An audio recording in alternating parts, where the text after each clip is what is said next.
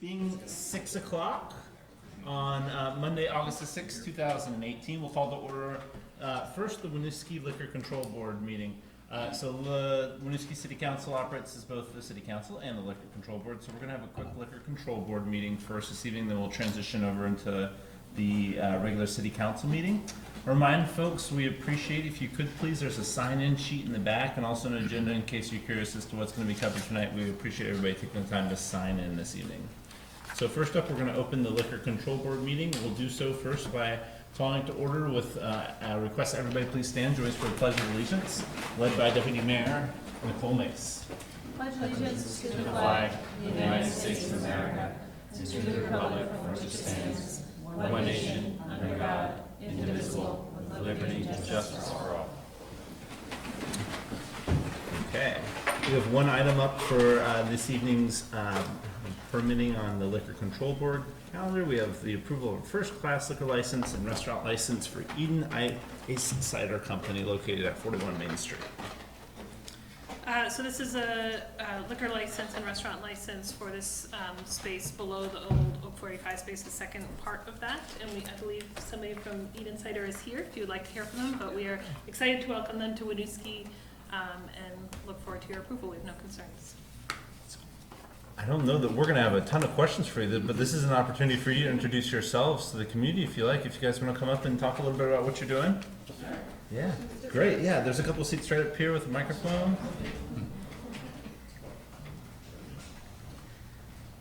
Welcome. Thank you. I'm very excited to be here. It's exciting to see that pop into the window one day. All of a sudden. So my name's Eleanor Leger. My husband Albert and I started Eden Ice Cider Company in the Northeast Kingdom a little over 10 years ago. We've grown sort of slowly and steadily. We're a very small boutique cider maker, not a big mass market cider maker. But we have a fairly national reputation, won a lot of awards, and have distribution in about 15, 16 states at this point. And we decided we really needed to up our game in Vermont and come to where the people are because there just aren't that many in the kingdom. So our production facility will still be in Newport, and we have a little retail shop and tasting bar there. But we wanted to come to Chittenden County and Winooski, good friends, you know, Misery is one of our best customers, and Mule Bar, and just feels like the right kind of place for us and what we stand for. So we're super excited to be here, and great to meet all of you tonight. And this is Adam Gaddu. Adam joined us in June. He comes from New York City, where he was retail director for Murray's Cheese and also head of their education programs. And as a former musical theater major, has a great presentation style for how to prepare ciders and cheeses, and he bought cider for years and so forth. So we're super excited to have him. He's going to be the GM and the day-to-day person on the ground running the operation. He's certainly putting it all together for us right now. So. Awesome. Yeah. Any sneak preview for what people will find when they walk in the door? All kinds of stuff. We're going to be doing, we slowly want to expand. We'll have classes once, twice a week, sort of cider and cheese pairing, principles, basics. The whole idea is really education on true heritage cider, which is what Eden makes, and sort of make that connection with other cultures across the world that have had these cider cultures established, for hundreds of years. So Asturias and Normandy and New England and all of us, and kind of spread that word. Awesome. Yeah. Well, it sounds like you're finding a synergistic home. We're very, very excited and happy to welcome you. And I know the entire community down there is as well. And downtown is really quite a close-knit, I think, business community too. And I'm sure you'll find them to be really welcoming. And obviously, the city's really happy to support you and anything we can do on our end in making processes smooth and all that good stuff. But we are really excited to see you land. Awesome. Yeah, thanks for all your help. And very much. We're thinking soft opening somewhere around the weekend of the 16th, 17th, 18th of this month. Oh, wow. Great. If we can get all this permit chasing. Fingers crossed. Yeah. Yes. So just if you happen to be, walking by, maybe see if the door's open, come on in. Yeah, I'll be there. So. The restaurant Adam is twice the time and twice the cost, right? In terms of anything you open, right? Pretty much, yeah. Yeah, you're doing a little better than that. Did good. That's great. Thank you all very much. We Yeah, appreciate it. thank you for having us. Yeah. Appreciate Thanks for giving us the time. We'll see if there's any questions from the public in regards to the permit application. Get ready to drink cider. Enjoy good cheese. Great. All of the above. Any Thank you. questions or concerns from council? Good. So seeing here none, I entertain a motion for approval of the first class liquor license and restaurant license for Eden Ice Cider Company located at 41 Main Street. Second. Motion by Nicole, second by Hal. Any further discussion?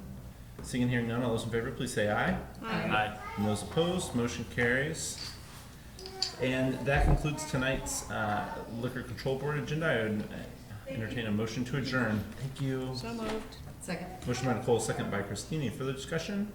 Seeing and hearing none, all those in favor, please say aye. Aye. And those opposed, motion carries. Being 6:05 on Monday, August the 6th, we'll now call to order the Winooski City Council meeting. We'll ask that everyone please join us for the Pledge of Allegiance, led by Deputy Mayor Nicole Mace. Pledge allegiance To the flag of the United States of America, to the republic for which it stands, one nation, under God, indivisible, with liberty and justice for all. Okay, first up tonight is agenda review. This is an opportunity for council to make adjustments to the agenda content or ordering as it's presented this evening. Any questions or concerns in regards to tonight's agenda? Good, so seeing and hearing none, we'll move forward as printed. Next up, is public comment. This is an opportunity for members of the public to address council about anything that's not on tonight's agenda. As a reminder, you can see tonight's agenda in the back. We'll get to each of those issues, and you'll have opportunities to comment on those, but this is an opportunity to bring anything up that's not on tonight's agenda. Do we have any items going once? Okay. So seeing and hearing none, we'll move on to our consent agenda this evening, which has two items. First up is the City Council Liquor Control minutes from July 16th, 2018. We also have the warrants payroll from 7/1 to 7/14, 2018, 7/15, and 7/28, 2018, and the warrants ending in 8/3 and the subsequent payouts for May and June. Any questions or concerns in regards to the consent agenda from council? Okay, so seeing and hearing none, I entertain a motion for approval of the consent agenda as presented. So moved. Second. Motion by Eric, second by Christine. Any further discussion? Seeing and hearing none, those in favor, please say aye. Aye. And those opposed, motion carries. Okay, we have a couple regular items coming up, but first we're gonna do city update. You're on vacation, that's the update, right? Modification. A few quick updates. Public Works has executed the contract, shared contract with Burlington for the bridge repair project. And we'll be issuing a notice about that, public release about that, either the end of this week or beginning of next week. But I want to let you know that right now the work is scheduled to start August 27th. This is the work that we'd hoped to do over the summer, but the initial awarded contractor pulled out, and so we had to rebid it. It is expected that the work will take between 2 and 3 months. There will only ever be one lane closed on the bridge, so 3 lanes open at all times, and that lane will only be closed between the hours of 9 a.m. and 3 p.m. So during the rush hour cycles, all lanes are expected to be open. So you'll see more about that in the next couple of weeks, but wanted to let you know that that was coming. Just a reminder to the public and to the council that the Planning Commission, members of whom are here tonight for the housing discussion, are well underway working on the master plan. So encourage people who are interested to come out to those meetings. Those are the second and fourth Thursday of the month here in this room at 6:30. Yes. And then finally, Saturday is our urban campout. This is a new event for the city this year. Taking place in Cassavant Park. Families are encouraged to come with a tent. It's $20 per tent with their families. We'll have s'mores and games and campfires and stories and whatnot for an overnight campout in one of our urban parks. So we encourage you to come. And then Carol just wanted to report that we'll hear more about the primary and the pool bond vote in a few minutes, but voting is currently underway at City Hall if people are interested or away on the 14th. To date, we've handed out 122 absentee ballots or people early voting, and 78 have been returned. So we're seeing a pretty good return rate on those. That's all I have. Great. Thank you very much. We'll move over to council reports. Start down here. I have nothing. Eric and I presented at the Community Services Commission meeting, and I went to the Winooski Wednesdays event to answer questions about the pool. Not a large turnout, but definitely great questions, and people are engaged in the issue, and I expect we'll hear some more tonight. You're going to hear Housing and Planning Commission, so I won't belabor those points today. I want to give you a shout out on Saturday. Golden Scissors Business on Main Street celebrated 1 year in business, and talk about an inspirational Winooski family. 3 family members came here as refugees from Vietnam 26 years ago. Now have a family comprised of over 35 people and have built this really beautiful, amazing life and business in the community. And just want to give them a shout out, Melissa Mean and her family. Great event, great acknowledgement, and really an amazing American story done right here in Winooski in a way that only Winooski could do. So check them out if you need a haircut. What are you trying to say, Seth? Me too. For me, it's getting more delicate too. I have to tell people, hey, it doesn't all go back as fast as it used to. Take it easy. After you, sir. So I guess my update is mainly I met as liaison with the Downtown Winooski Board. They're doing a lot of work right now to look at our strategic planning documents, the city's strategic vision statement, as well as the prioritization work that we did earlier this year, to really look at how, as a board, they can align the work that they're doing to those priorities, and how to, what specific roles within those goals that we have they are working towards. So I'm sure we'll all hear more from them as they're doing that work.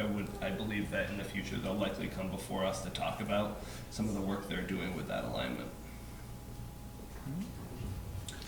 So at our last meeting, Betsy Nolan from the Women's International League for Peace and Freedom presented and made the case for why our city should take a stand to ban nuclear weapons. So I had a follow-up conversation with her, and what I took away from that conversation was, you know, how important this measure is making a statement to our youth and our young people in our community about this issue. So I really feel that, you know, as a council, we should consider signing off on that resolution, and I'd be more than happy to be involved with that process. Great. We will follow up, pal.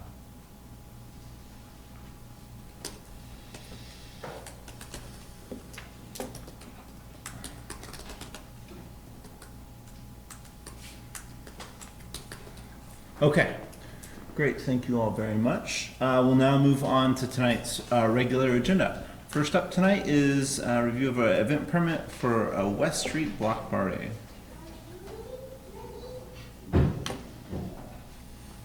Good evening. Good evening. Staff has received an event permit application for the 5th annual West Street Block Party. This event includes a street closure on West Street between River and Elm Streets from 1 p.m. to 4 p.m. on Sunday, August 19th. As part of the event, the Winooski Police Department will grill burgers for the community, as they have in past years, and this year may actually feature a band. It's been a great community building event in the past, and we recommend approval of the event. Great.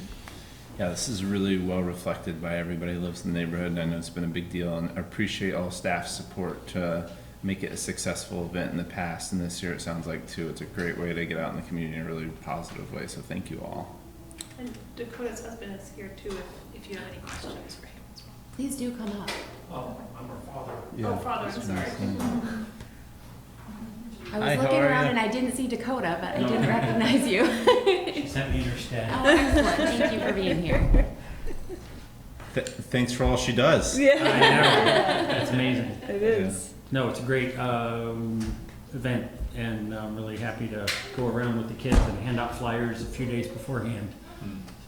We always try and go back into the housing in the back there on the west, whatever it's called there, the flats Yeah. in the back there to get people to know. And we've already talked to chicks so they know what's happening. And Scout's going to bring their ice cream soda sundae or their floats, so, like that. So it's a great time for people to come together. Awesome. Yeah. Have food, talk to neighbors, listen to music, it sounds like. Yeah, between the fire department opening up the trucks for spray water and hopefully the bouncy castle with the slide on it, which I think our police got onto the year that was there in his whole entire uniform. Oh, no, that didn't happen. Take the firearm belts off beforehand. That was a different day. That was a different day. After flipping burgers, they deserve a little fun Yeah. time. It's a lot of fun. It's awesome. Yeah. Thank you all for what you do to make it happen and do that. We support it, but you guys really carry the water, so thank you, really Yeah. appreciate it. Well, it's just nice having, and anybody that's not in the flats is, anybody's welcome. So it's food and fun and kids and hula hoops and everything, so. One thing to note is this is the first year that we're giving out small grants for block parties. That was one of the recommendations for the Economic Development Strategic Plan, and so they will be receiving a grant for this. Yep. And other folks in other neighborhoods can have theirs too if they'd like, I believe. Yep. Yeah. Get it going. See the examples from the masters here. Any other questions, concerns from council? Any questions, concerns from the public? Great, so seeing and hearing none, I entertain a motion for approval of the event permit for the application for the West Street Block Party. So moved. Motion by Nicole, second by Eric. Any further discussion? Seeing and hearing none, all those in favor, please say aye. Aye. And those opposed? Motion carries. Thank you Thank very you. much. Thank you. Have a great time. Thank you. Right. Yeah, I'd like to. Next up, we have a reserve request for communication infrastructure. So, Angela has written a great memo for you outlining the request here. This was part of our cloud server priority that we came to a couple of months ago to ask for appropriation. So part of that work was once we signed the contract, was having our virtual IT professionals come in and look at our on-site needs. So what they found was our internet connection to the Public Works garage is not fast enough to support this technology. So we're requesting the use of reserves, up to $21,000 to bring that connectivity to the garage. The benefit this gets us, one, is faster connection for the professionals who work at the garage and their ability to do their work, and also connects them with our staff here at City Hall and gets us onto the same network so we can share documents and share reports and share our network. Especially as we get into big public infrastructure grants, this is a high need. We've been spending a ton of time emailing back and forth documents and applications because we don't have that shared network right now. I think again that this is a thread we've followed for a couple of years in terms of a need, just in the number of email addresses, for example. The cities needed these technological,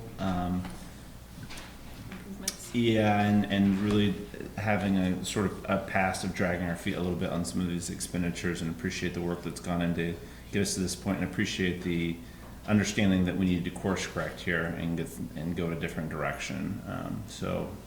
I do appreciate that. And this is a one-time cost. The actual Right. cost for the ongoing service will be the same as it currently is as budgeted. This is the one-time connectivity cost. But it's lower than what was proposed going the other route, correct? In the initial build out of the budget for implementation, or no? I don't know what you're referring to.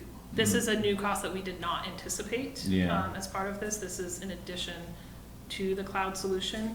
We didn't know that the connection speed at the Public Works garage was Still wasn't okay.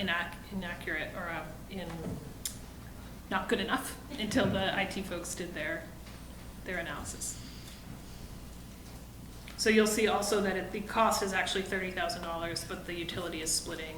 We're paying for a third of it. Questions, concerns from council?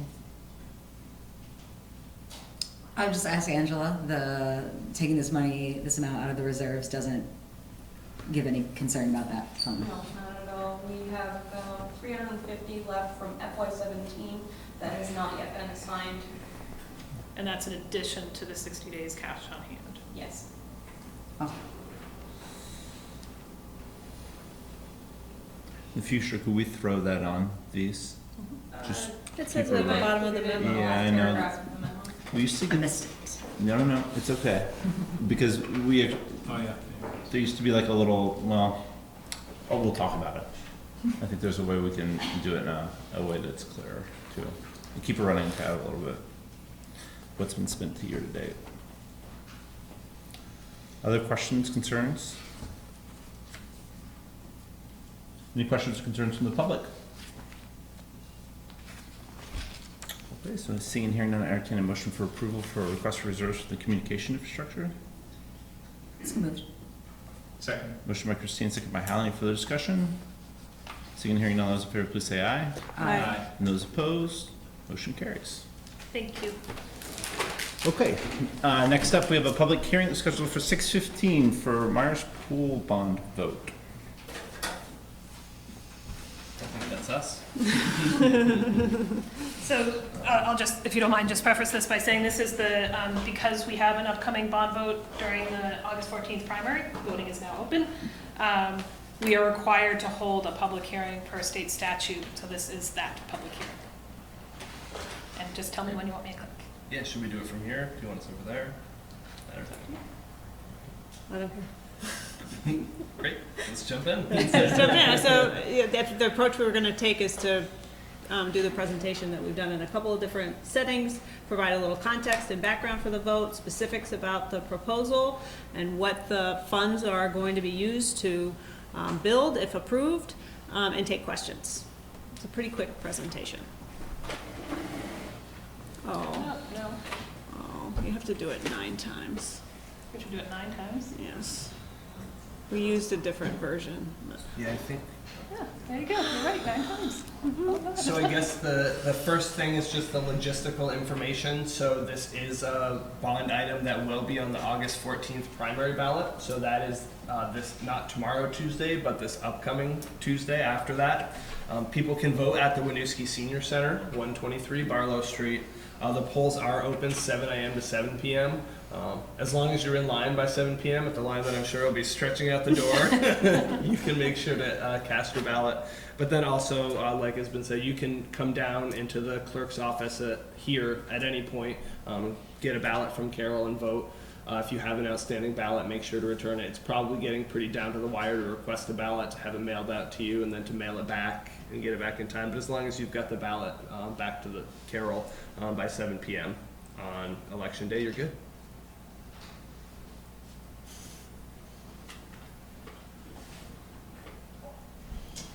So a little bit of background about the Myers Memorial Pool, which is a valued community resource. It was built in 1972, and it served to provide the residents of Winooski with a safe recreational space, swimming lessons, and for many, many years we hosted a swim team. Many folks in this room were involved with this swim team, and many Winooski residents learned to swim through their through this resource in our community. It was closed in 2016 due to years of deferred maintenance. We had an engineering firm come in and take a look at the current facility, and it was determined that it was unsafe, and so unfortunately we had to close the pool, and subsequently formed a committee of staff and community members to explore options for replacing the facility.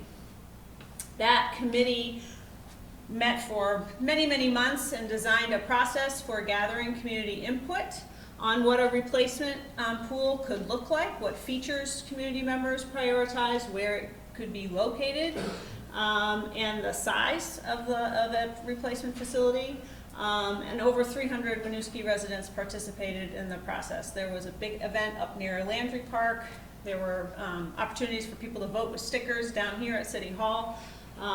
So it was a pretty lengthy and robust process for gathering input around what a new pool could look like in the city.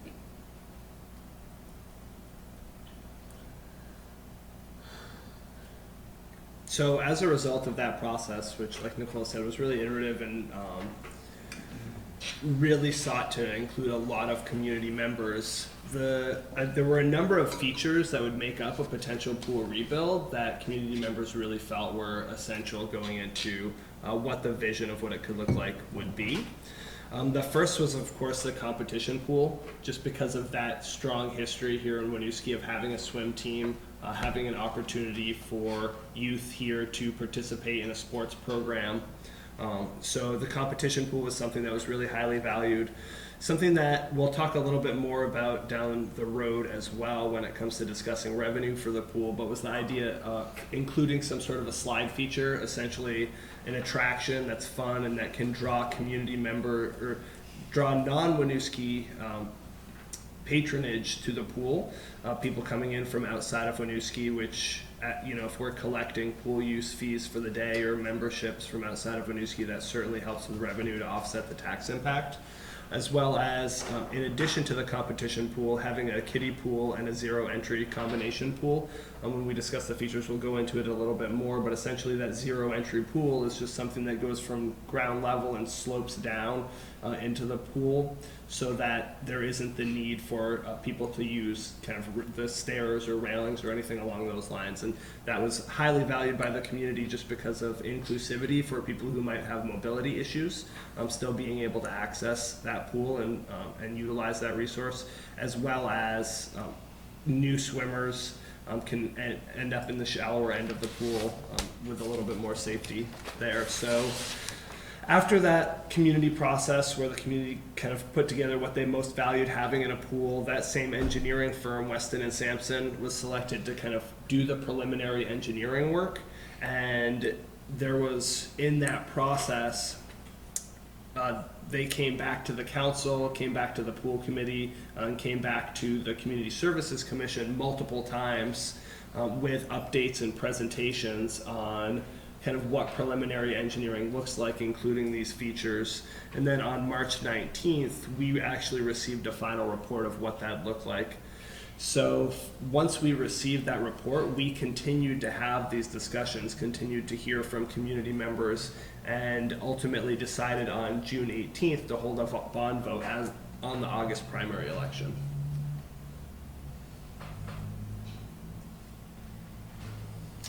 So the key features visualized in terms of the preliminary engineering design that we received from the firm include a new community room, which would be a 4-season community room, which could be used for community events, including birthday parties, etc. Updates to the locker rooms and pool house, so not a brand new facility there, but upgrades to the facility we currently have in place, including raising the roof and updating the locker rooms, etc. A new filter room, that's required because the existing facility really is not functional. So that is sort of the physical structures. There's also a proposed outdoor pavilion to provide some shade for patrons. The competition pool is on the left-hand side, and the zero-entry pool with a slide is on the right side. It includes some spray features as well, which were also envisioned by the community. And then you can see the slide all the way to the right.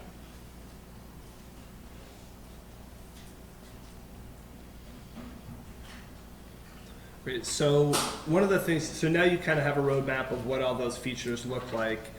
The vote that we took to move this to bond, there was a lot of discussion around exactly what we'd be putting on the ballot for people to vote on. And because of all the work that and the legwork that had gone into that community input process, the council did decide to move forward and bond for that full amount rather than a scaled back version of the pool. And this is what that actually looks like when we talk dollars. So when you all go to the polls to vote on the 14th, a yes vote will authorize the city to bond for $3.92 million for the purpose of planning, design, and construction of improvement to the Myers Memorial Pool.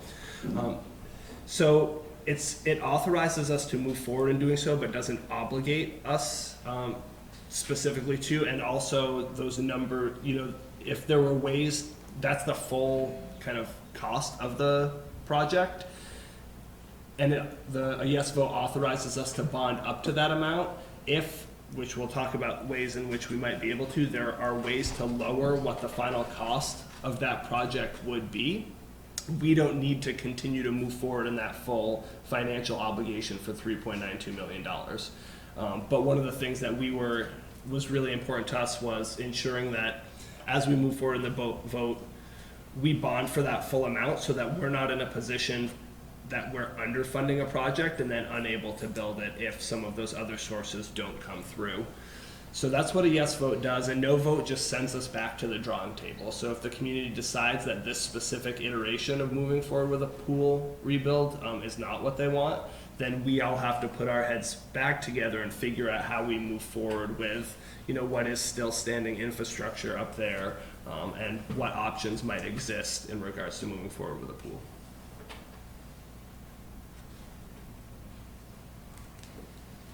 So the tax impact of this proposed design, again, as Eric said, it's a $3.92 million up to that amount. If the project is funded solely by Winooski taxpayers, then the impact of the project could be up to an 8-cent increase in property taxes, which is estimated to be a little over $185, about an annual increase on a $225,000 home.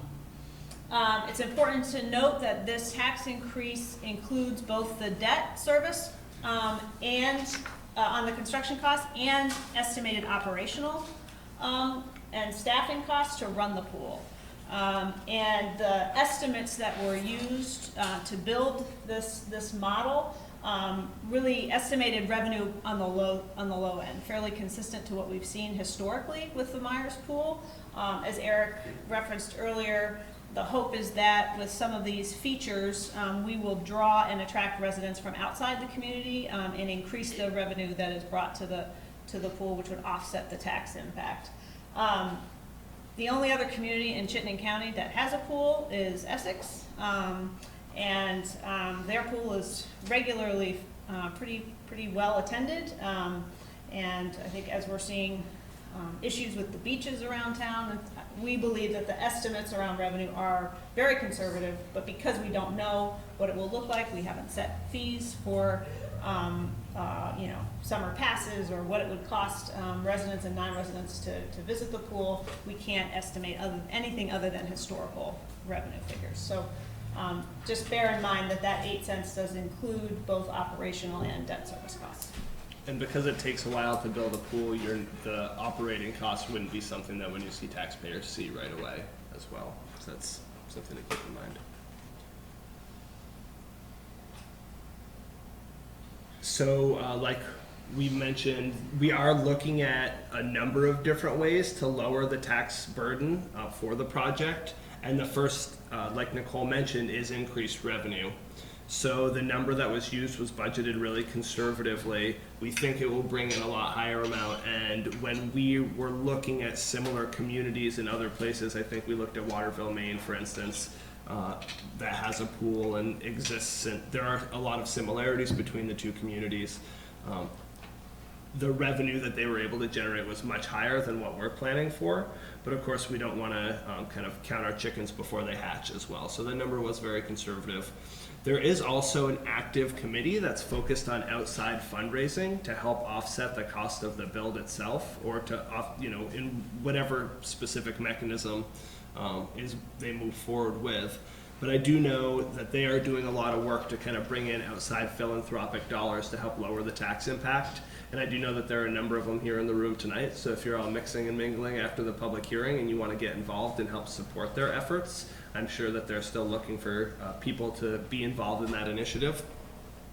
And then also we are looking as a council in the city largely as kind of examining creative financing opportunities that might lower that tax impact as well. So I know one that has been tossed around is potentially looking at deferred principal payments. So for instance, for the first 5 years, the city could only pay interest on the debt obligation, and then slowly step up those payments to start actually paying into the principal. That way it's not a sudden hit tax impact that residents see, and we can kind of phase it in over time.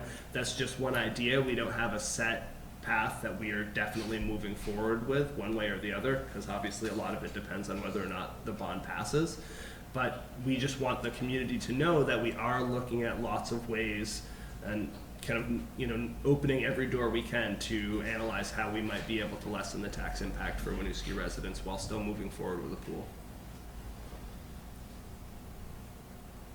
There's definitely agreement on the council that we need to be focused on minimizing the tax impact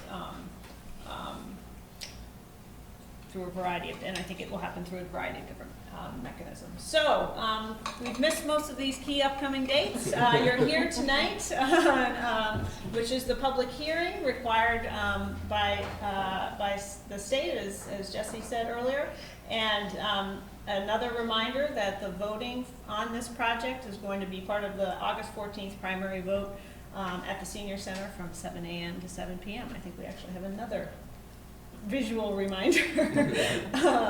So we can leave that slide up and take, and I'll hand it back to you in terms of running the public hearing. I think we'll turn back towards the public, see if there's any other counselors want to add anything or throw anything in there. Well, I just want to say, one of the things we didn't mention is just kind of from a personal perspective, the need that exists in the community for the pool. And my personal plea to residents to turn out and to support the project. I live over on Champlain Place behind the O'Brien Community Center, and during these hot summer days, if you go down and just spend some time in my neighborhood, you can see that there are a lot of kids that live in my section of the community that don't have summer camp opportunities, don't have places to go, and providing a safe, healthy outdoor recreation space where community members can congregate, build great community relationships while participating in healthy recreational activities, I think is just so critical. So that's my personal plea. I won't divulge into it really deeply, but that's my hope. I want to add as well, you had mentioned that a no vote here would give us a signal that this proposal isn't in line with what the full community wants. And, Eric had stated that would put us back at the drawing table, but we have discussed previously that were that to happen, we could pretty easily, based on the information that we already have, put together a smaller proposal or kind of a different combination of things that are up there and bring that as soon as the November election. So it wouldn't throw the reopening of a pool completely off track. The August one doesn't pass. It might impact the timing of when we have a pool, but you're right. And as far as the timing goes, if this is approved, the time frame that we've been presented would have sort of a best case scenario, pool not being operational until the end of the summer in 2020. Correct. It's hard to dig into the ground when it's frozen. Prior to serving on this council, I served on the Community Service Commission, and a lot of work has gone into this effort to bring this to you today. And I would say that their work really reflects the will of our community, that this is what the community wants to see. So that's why we're here. I want to open it up now for public comments, questions, clarifying items you may have questions about. This is your opportunity to learn as much as possible and ensure that you feel prepared when you go to the polls to be able to vote with the information you need to make a decision about whether you think this is the right direction for the community and whether you feel that this is a project you want to support, and it's a really good time to ask any budgetary questions you may have, how long an impact might be, and anything. This is the open time. Cindy. Hi. So my name is Cindy Robert, and I am part of the pool committee, the original one and the current one. The reason why I say there's two different pool committees is because the original pool committee was given the the task of finding out what the community wanted and going forward with designing a pool that we felt suited the community of Winooski. When that portion of the committee's work was completed, it was asked if some of the members would stay on and consider us to be a fundraising committee for the pool. We currently have between 10 and 15 active people on the committee. We meet at least, if not more than once a month. We do a lot of subcommittee works, so we have different people working on different things. But I just want to let you know that we are working extremely hard in trying to come up with some additional funds to lessen the tax burden for the citizens of Winooski. We have sent out a number of letters to foundations around Vermont. We have not gotten any feedback from them, but they only went out a week ago, so it's hopeful, and we intend on following up with personal phone calls in the next couple of weeks. We also have a brochure that is almost completed, and that brochure we intend on meeting with, quote unquote, some of the more heavy loaders in and around Chittenden County who might be willing to support the pool as well. Hopefully by this week we'll have a new website that will be launched, and we'll get the word out on Front Porch Forum, on the city web page, on the Facebook page. It will be a place where you can learn more about what's going on with the pool. There'll be updates on it, and there'll also be a very large donate now button on it. So if anybody shows interest in supporting the pool even further, they can push the donate button and make any contributions that they feel they want to do. So that's kind of in a nutshell where we are right now. But I just wanted to let everybody know that there is a committee out there, and we are working extremely hard in trying to lessen the taxpayers' burden for the pool. Thank you. Thank you very much. Just sort of as a contextual reminder too, this is the second time Winooski voters have been asked to vote for a financial package of some sort, right, in the last 6 months, let's say 4 months.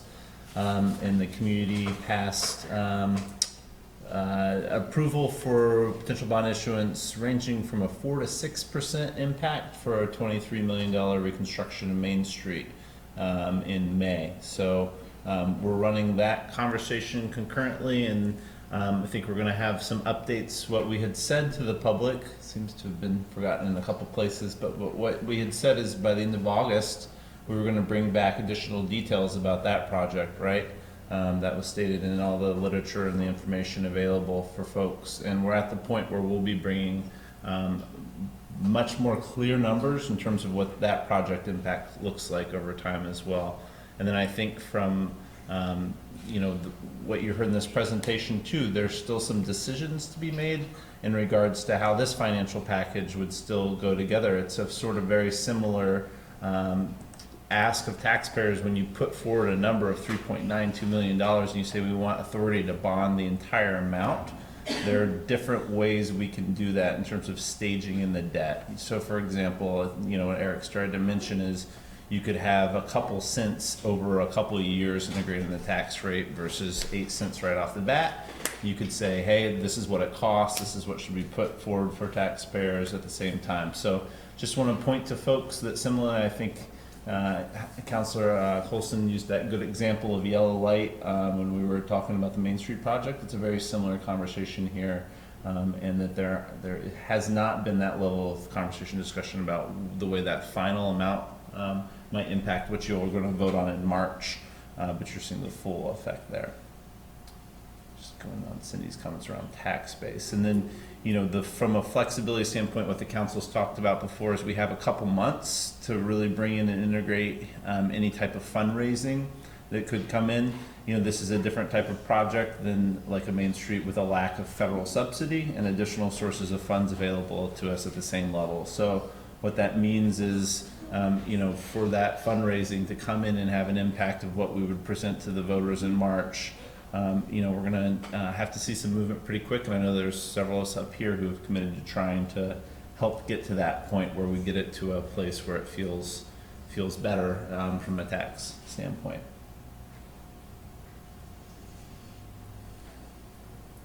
Yes, sir. Yeah, before we get going, I want to give a shout out to Jessie. I've had a couple of interfaces with her over the last few months. She knows who I am. I know who she is. I also know Eric as well. I've had him come over to my home, and they're both doing good jobs. So I want to shout out to them before we get going. I have a little bit different perspective on what we're talking about here tonight. You see, I was service manager for Chapnell Pool Company for 17 years. And during that time, I was asked to go over on a couple of occasions and look at your pool. The first thing I question is an entire new filtration building. Unless things have changed, what you had was a sand filtration system. I don't remember if it's 3 or 4 filters in there. But those is 100-year-old technology, and unless you hit it with a sledgehammer, those things will work forever. All you have to do is change the sand occasionally. Maybe you have to replace the gaskets and seals, but otherwise they're perfectly functional. There's no difference today if you bought one or if you bought one 100 years ago. It's the same thing. In those times I was asked to go over and take a look at it. I looked at the system, and there was some definite things over the years that needed to be done. Asked if they wanted us to put something together for the city so we could go in and take care of this situation for them. Never heard back from anybody. We were pretty well ignored. But I guarantee you back then it would not have been anywhere near $4 million. Okay, and for the last 3 years it's been just totally neglected. Put whatever term you want to it, you know, defer this, defer that. It's neglected, which didn't have to be. There was no reason for it. You could have deferred someplace else to keep the pool up and running for the kids. The question I ask to you now, what about the children that are here in this city in this terrible heat we've got this year? They have nothing. Did the city bother to maybe offer some kind of discount or tickets so they could go over to the Essex pool system so they'd have some place to cool off, or was that deferred as well? So like I say, for all of these years that have been going on, in the years that I was in a position to do something to help the city, was ignored. So, talk to me. Sure. So in the past, we have offered to subsidize and provide transportation to both the Essex pool, water camps on the lake, and the YMCA pool, and we had the YMCA actually create specific swim times and offered transportation there to kids. And this was offered how? I mean, did you flyer? Did you email people? Yep. What did you do? All those things, yeah. And through all the city's channels and means of communication, we certainly tried our best and did the best we could with it. You know, I don't think anybody was blown away with attendance. I think the Essex pool piece especially was really underutilized. I can't remember the count, but it wasn't a significant number of residents that took advantage of that. So the first year that we made the decision, and let me just back up. So I'm wholly appreciative of especially your experience and totally defer to your knowledge about pool mechanics. When we made the decision to close the pool, we did so with an asset that was over 30 years old. It had served a good, long, useful life. And if the community gets 30 years off of this new pool, that's a reasonable expectation. We can't sit here as this body is presently comprised, nor can anybody in City Hall from staff perspective speak very intelligently to what decisions were made on maintenance and upkeep in the past. We just can't. None of us were here. So certainly apologize on the city's behalf if at some point in time, there wasn't a responsiveness to your specific concerns. But when we looked at the situation a few years ago, the decision was whether or not we were offering a safe environment for recreation. And we felt that there was not the expertise on staff to make that call. And which is why we brought an engineer in to take a look and say, what's wrong with this system? How much is it going to cost to fix? Is it worth investment in the fixes? How long could they last? How long could they serve the community after that? The answers to all those types of questions were not good. And in addition to that, when we talk about the pool house, our insurance company had a pretty big issue with that structure and whether or not it was safe for anybody to enter in there from a work perspective. So we did our best to do due diligence to decide whether or not it was a safe facility to reopen, and the decision from that feedback from those engineers' reports, we tried to use professional opinions, was it was not, and that it had served its useful life at that point in time. Yeah. So what you're saying basically, just for a clarification, we're talking about gutting and leveling that entire pool system. This is actually a total extraction of That's what I'm saying. the concrete. Rip everything out and go from square one Yes, to sir. the whole pool system, total. Yes, sir. But that's not true with the pool house. That structure will be modified rather than replaced because that is still an asset that can be used. Mm-hmm. Needs a number of measures. I think there's got to be some concrete poured to rise things up so they're not so low. And from the sand filter perspective, you're right, and we'd heard the same thing, that these things can be tanks, but we were down to, it's been a while since I did this presentation. There's a good one with Joe Shaw in there, but yeah, 1.5 out of 4, I think it was, that were functioning. Chemical dispenser issues, and the feedback we got is they don't make parts for this anymore. You're going to have to get it special engineered. If anything goes wrong, there can be special engineering after that. And they were very unsure about its ability to continue. So I'm, again, totally deferential to your knowledge. I'm sure a lot more about it than we do. We tried to bring in professional opinions, though, and give us what they thought the best course of action was in terms of safety. That's how that decision was made. And I guess the other thing I'll add is what we've tried to do in this current budget is to ensure that we've got an adequate operational and upkeeping care budgeted in there for the future. And doing so in a professional manner that includes professionals that know what they're doing, not relying on members of our public works staff who are amazing, wonderful people, but should not be expected to carry pool upkeep expertise, and that hasn't always been the case in the city. At times, we've just tried to whoever's good with wrenches, right? Regardless of the year of the technology, it still needs somebody who knows what they're doing. Yes, sir. Yeah. All right. That's no question. And I'm still sorry for your experience. Yes, sir. My name is Josiah Bergeron. I live on West Street.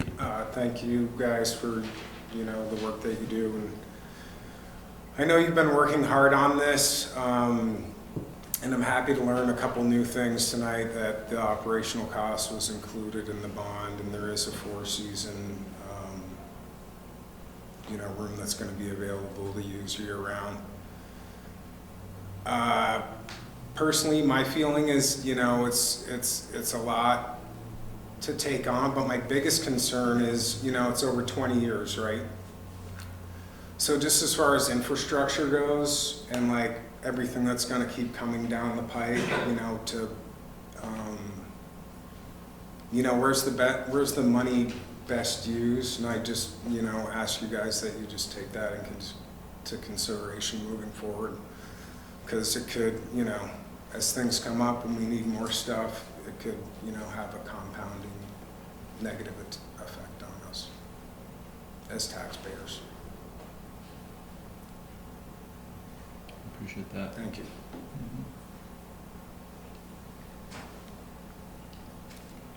And if you follow council conversations, funding of capital improvements in the CIP budget is one we spend a lot of time on each budget year, to talk about how we try to fill those gaps and keep up with what we're running into with aging infrastructure, as every city is in the United States. It's definitely a top priority. Other questions? I saw some hands go up and down.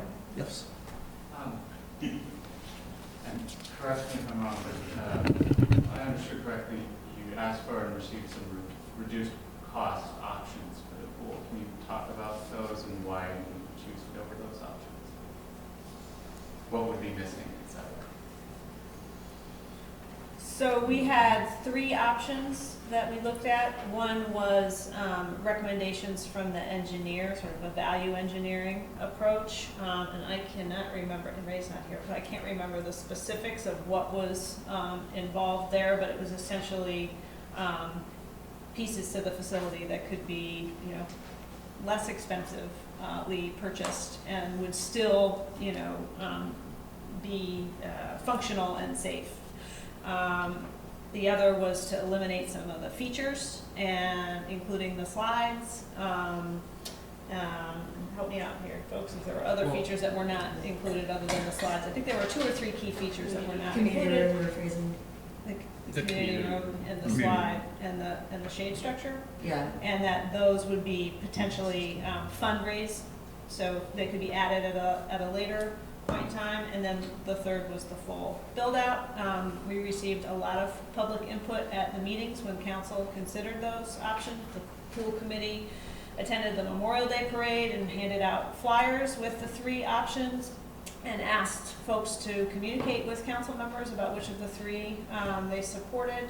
And so we all received multiple communications in support of the full build out, in addition to the folks that came to the meetings and spoke in favor of the full package. And to Christine's point, part of our thinking was that if this full build out represents the community's vision, it ought to be put to a vote in August. If it's not ultimately supported, then we do have some time to offer a potentially scaled back approach in November and still not fully miss a construction cycle, although may miss opening in 2020. And then I think in the value engineering model, and I don't remember all the specifics and we remember the technical terms for what's used to build a pool, but there were some material changes that could be, that were cheaper for the actual cost to build. But I think, I can't speak for the other folks sitting up here, but I think many of us would be in agreement with some of those specifically. I felt like the amount of cost saving did not justify the amount of additional years we could get out of the materials that were used with the current model that's proposed. And if this is an asset that instead of lasting us 25 years, which may only be 5 years beyond the debt expiration, but lasts us 40 years, 45 years, whatever it might be, that's absolutely something worth investing in. So I don't remember the specifics on what there were, but there were a number of material costs that could be scaled back for essentially cheaper components. But it was still, the difference in the tax rate was no greater than 1 cent. So it wasn't a substantial difference between one model or the other.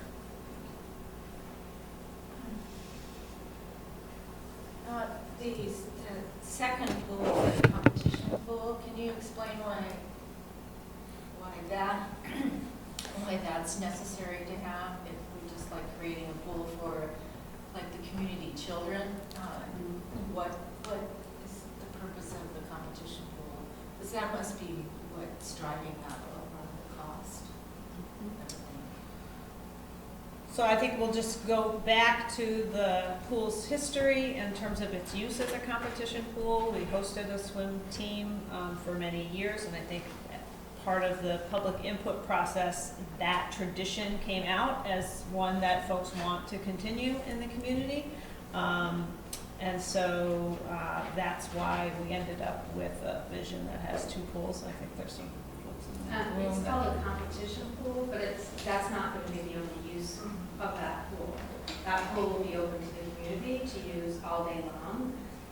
The swim team will only use it in the morning and the evening for practices and twice a week for swim meets. The rest of the time, that pool will be open to the community for the use. And I would just add that the team currently is practicing at 5 p.m. or 5:30, so it's after primary usage for the community, and swim meets don't start until 6 p.m. So there's minimal impact to the general use when there are meets. And I do. I was just going to say, I don't know about the swim team, so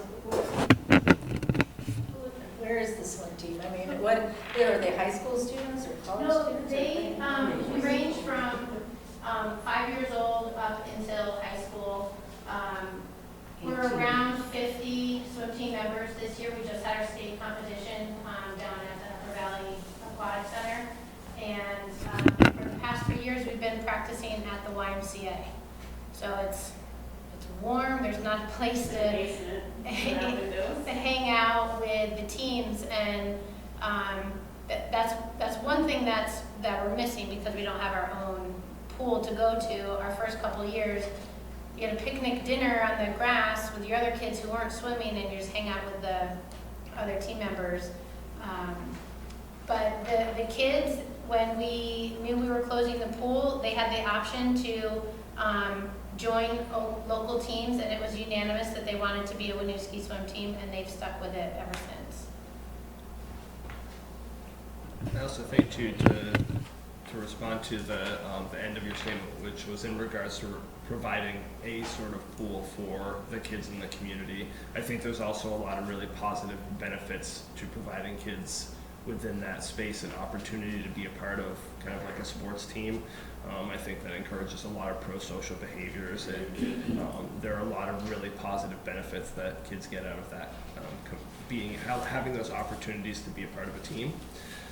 So I think that would be expanded with this. And in addition, I think when we're talking about getting community members in from outside Winooski, so people in the surrounding communities for patronage, which will help with our revenue, having a competition pool essentially means a pool with lanes for people to be able to come and swim laps, etc., will be a draw as well, that I don't think we'd get as much as if it were just the one individual pool. And the second benefit of having two pools is that they are on multi-track filtration systems. So if there happens to be a sanitary accident in one of the pools, it doesn't need to close down for the whole day because they're not on the same water system. I don't know all the specifics for that, but It can be a problem. yes. I would add to that the competition pool is like a regular pool. It's what we used to have. The secondary pool is a kiddie pool. I don't think the depth gets beyond like 3 feet, so you can't actually swim in that. So they're two different uses entirely.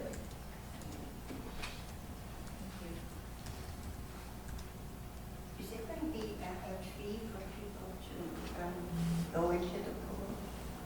If so, how much is that going to be?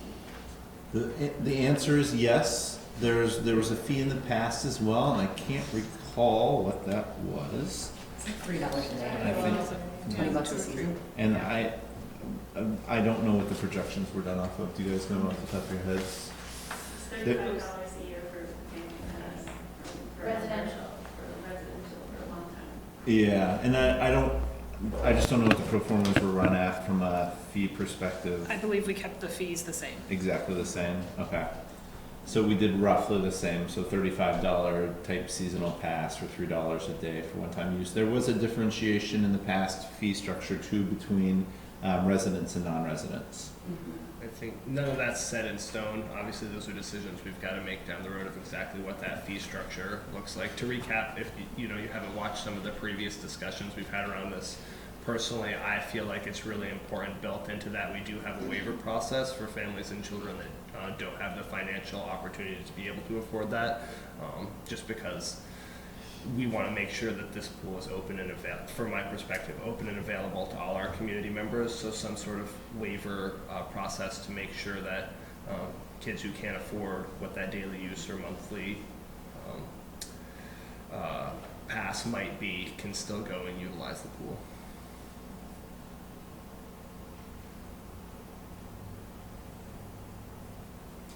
I have another question.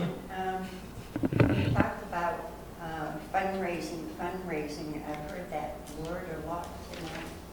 And besides donating, what kind of ideas do you have about fundraising? What kind of fundraising? So I'll just say something quick and open it up to these guys. Is the city as an entity does not formally fundraise. Our form of fundraising is taxes. And that's right. I mean, from a functional standpoint and perspective, it's not appropriate for the city to engage in going and asking businesses and other entities for non-formal streams of income or money, right? You don't permit a business and then turn around and say, hey, by the way, you should kick into the pool. But as individuals, as politicians sitting up here, we all can make the decision whether to reach out to people or not and make asks. And that's something that several of us, I think, have committed to doing and trying to support and help. But then really the center of the fundraising has to be community-based, right? And that's the purpose of it. It can't be 5 people carrying the water on this, nor has it been, right? Those community members who care a lot about this have been engaged in it, have been putting a lot of time and effort and energy into it. So I think it's a more appropriate question for them in terms of what types of activities they have planned and what types of asks that they're making. You know, and just the other follow-up I'll just say is we have done a pretty exhaustive search of where we can find pools of additional funds, be them grants and things like that. There are some small ones that aren't insignificant, but there are not ones that have tremendous impacts. I mean, the cap, I think I've seen is like $100,000, which in that $3.9 million project still matters, but from a from a real reduction standpoint, it's going to take something more substantial to that to impact the tax rate.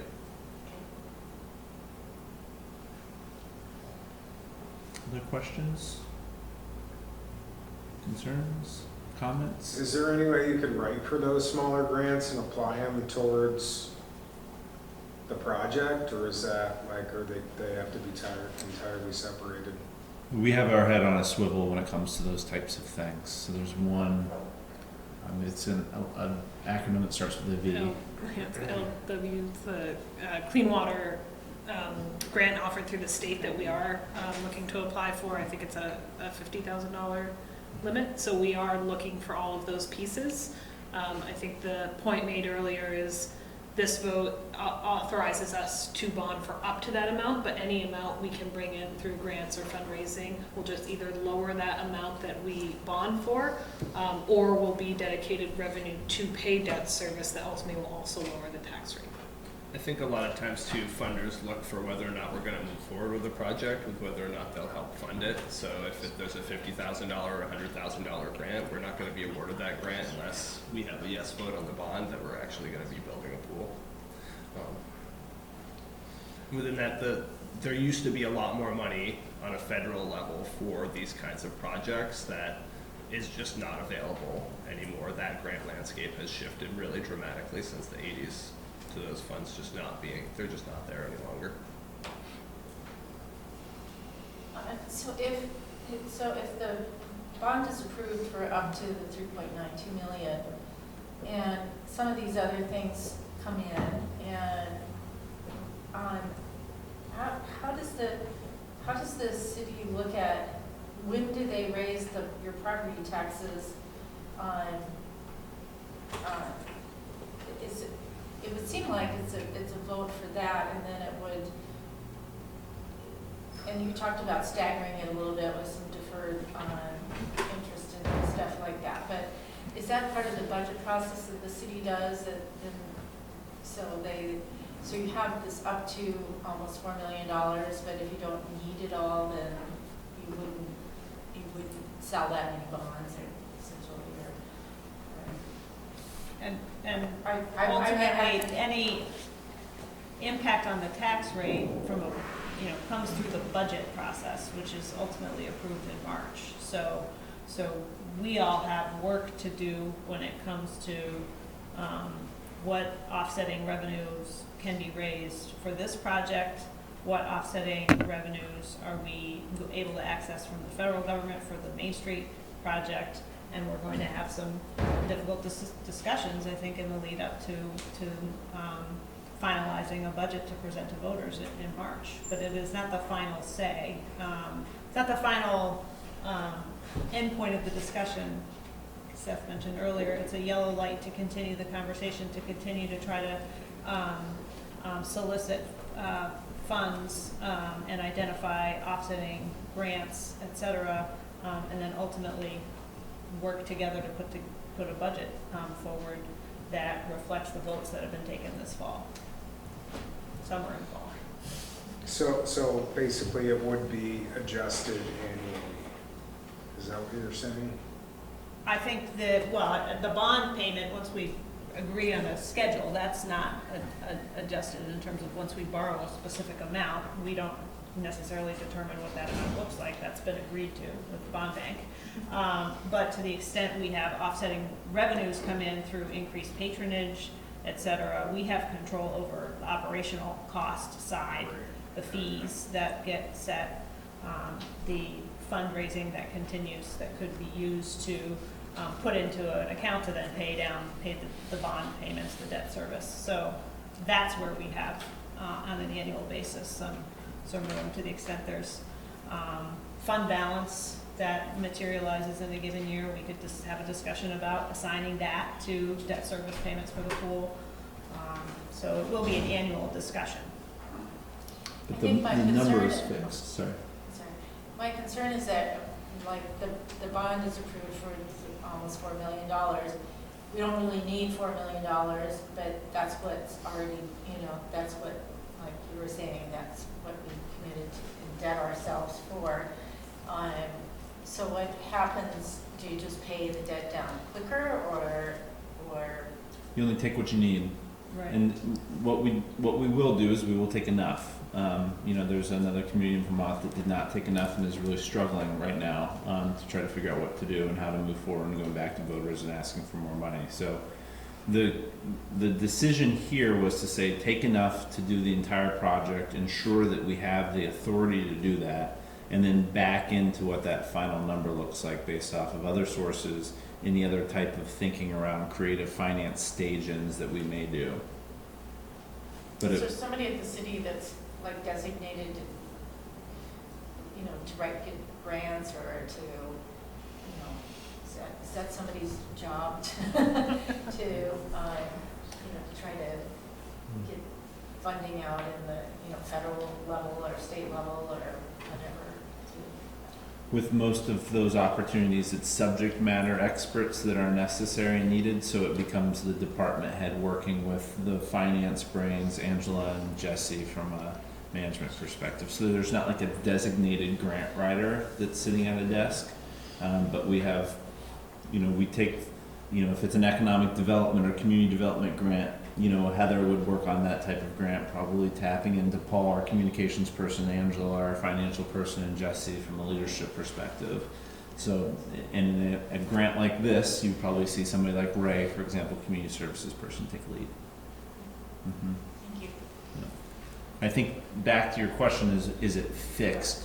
The whole amounts for these would be fixed, right? There's no change in these amounts unless we decide to stage in. There's opportunities where you can do interest-only payments, like Eric brought up, where you can do 2 cents, 2 cents, 2 cents, and kind of step into it. But in the end, what we're saying is you're going to get to that 8 cents. You're going to get to that 8 cents and change if you go that route. And there's a cost to staging in too. It's an incremental impact to the tax rate, but there's an expense to the deferring principal. You're making interest-only payments, you're not paying down your principal, it's going to cost more over time. So there's that question of whether you just bite the bullet and do it, or if you try to make an incremental step in. And we're talking about a 4.6, right? A 4 to 6 cents raise from a Main Street vote, and this is 8. So you're talking about somewhere in the range of somewhere between 12 and 14% from a range perspective. Each year we've been running somewhere between a penny to 2 pennies, just in naturally accruing cost of running the city, meaning keeping things, all services the same. That's what we've been running the last couple of years. There's no promise as to that's going to stay 1 to 2 cents, right? Healthcare costs shoot up 1 year, salt costs a lot more 1 year, we have to adjust based on that. So that's going to be that larger budget conversation down the road. I think it's important to note that why we're here in this place not having a pool. If they just kept it from 1 to 2 cents and now we're asking for 8 cents because we've deferred it for so long. And You know, there's just nothing, I mean, like, as a taxpayer, as a resident, like, we need to think about why it is 8 cents now, because for so long, people didn't want 1 cent or 2 cent, or now it's like, surprise, here it is, 8 cents. You know, something to consider, like, why we're in this position right now. I just want to share, if you are looking for more of the cost information, it was in our May 21st meeting. In that packet on page 42 includes information on the rates, information on the 3 different proposals that we looked at, and what the cost is, the operating cost, the debt service per year at that time. So you can go online and see that. Yeah, you can access that on the city website. And that's the other option, right, is, you know, this council could, you could get the full bond vote in, we could get up to budget season, and not just out of a vote failing, but there could be a conversation about the components of the project. That's a possibility, but we're asking in this for the full amount.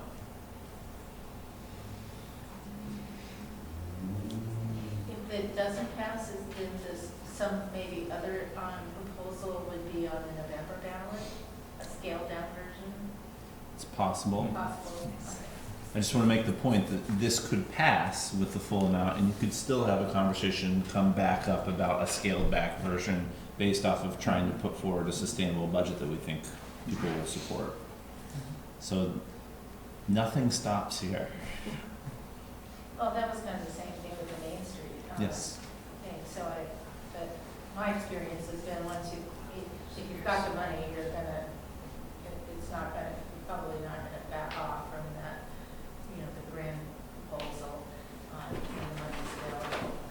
So that, I guess, that's my question. It's just, it's a hard ask, I think, on top of the Main Street image. I mean, I like both ideas, but you're looking at really raising people's property taxes a lot between the 2 proposals, and one's passed, and so this is, you know, probably really realistically, if this passes, which he's not gonna, I'm still undecided, but if it passes, it's gonna be a lot, and I think people, when they're asked to look at, well, what would you like to have for a pool? Well, of course, you want to have this, and you want to have that, and you want to have a slide, and you want to have fountains, and you want, you know, but they're saying what they want visually, but not necessarily what they want to pay for, you know, when it comes down to it. So that's, I think though too, that fiscal responsibility in regards to kind of being stewards of that tax impact is something all of us do take really seriously, and something we really, really are looking very deep at. Thank you.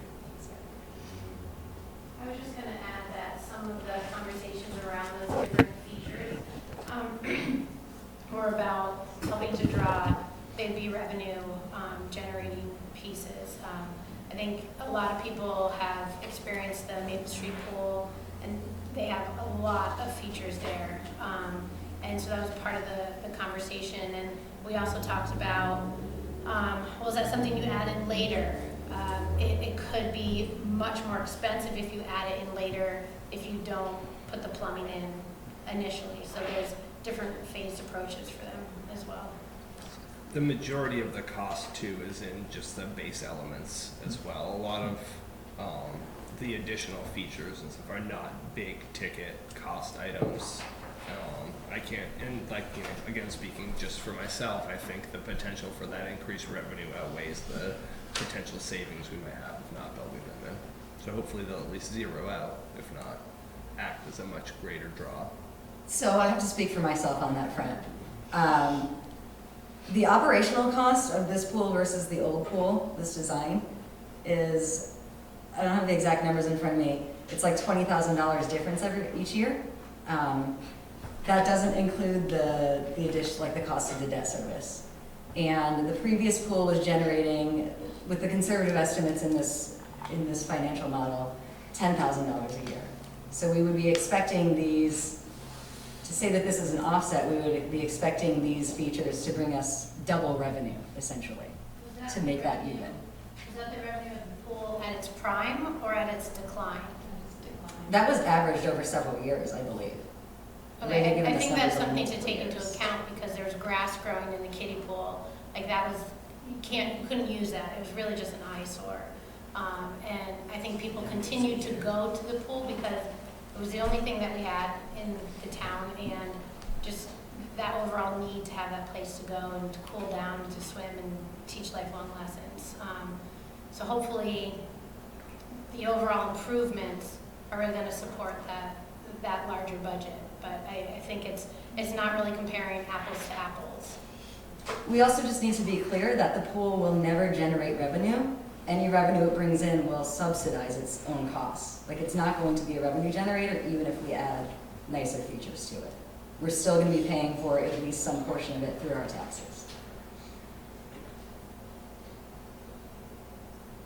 Just wanted to comment on the speaking to the 20,000 versus you said it was operation costs. And I think I forget this gentleman pointed out that Public Works or like anybody with a wrench was fixing the pool. Like we need to think about how we're going to maintain this in a way that it's going to last long term. If we're going to put the money into it, like we don't want people just with a wrench going in there and trying to fix something. And that's going to, the operating cost is going to change because of that. Agreed.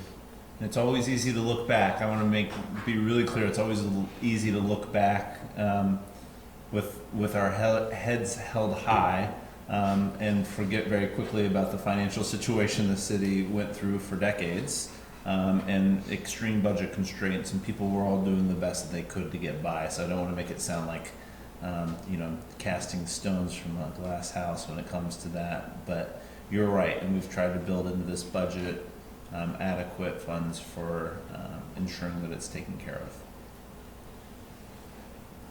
Other questions, comments, concerns? I just think the other thing that you need to keep in mind that was mentioned earlier is the fact that the Main Street bond was up to 23 million, and they announced tonight that they are going to have some announcements coming the end of August. Unfortunately, it's after our vote, but if they're going to come back at the end of August and tell us that maybe 10 million of that will be covered, that'll be great, right? But unfortunately, the timing is not good, so keep that in mind too, because it sounded to me like it was going to be pretty good news that they're going to have to tell us in the end of August. So that's what I'm hoping for, anyway. We'll see. Wait, they're gonna pay us to rebuild Main Street? I just want to share some thoughts. This is really important conversation, the fiscal side of this equation, critically important. But I think equally important is the moral side. And as I reiterated at our last conversation about this is a priceless project. If it saves one life from our community, from a kid who falls into the river, who doesn't know how to swim, shame on us. We need a facility that can provide the safety around water. And all our kids should have this as an opportunity. So I think when you really think about it, it's a priceless project. It's a good point. It's the only reason why I would like to support it, for that reason. Any questions, comments, concerns, thoughts? Now, you've gone through all the trouble and work to come here. Please don't forget to vote, right? We don't have ballots available right now, but seriously, stop by anytime during business hours between now and the vote, and you can also vote in City Hall ahead of time, should you so choose. The conversation doesn't stop here, right? We're all available at www.winooskivt.org if you'd like to ask questions. Really encourage you, as always, to get information from primary resources and people in the city if you've got questions about budget stuff. Your neighbors probably know a lot about this, but never a bad idea to run that assumption or idea through somebody connected with the city just to be sure that's a right assumption you're going with. Thank you all for coming. We really appreciate it. And thanks to Eric and Nicole for the great presentation and all your work. Thank you. Great. And with that, we'll close the public hearing. and we will move back into the city's regular agenda for this evening. We're going to do a 2-minute recess to allow folks to move around.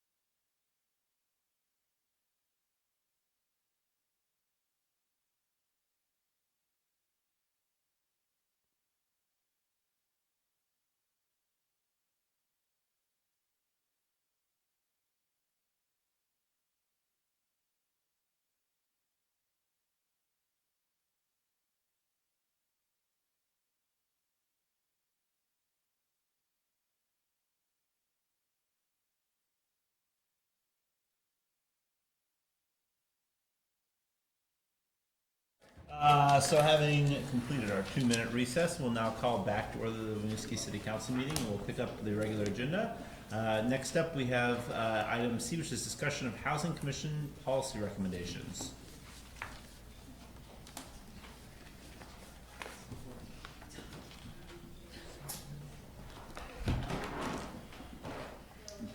Good evening.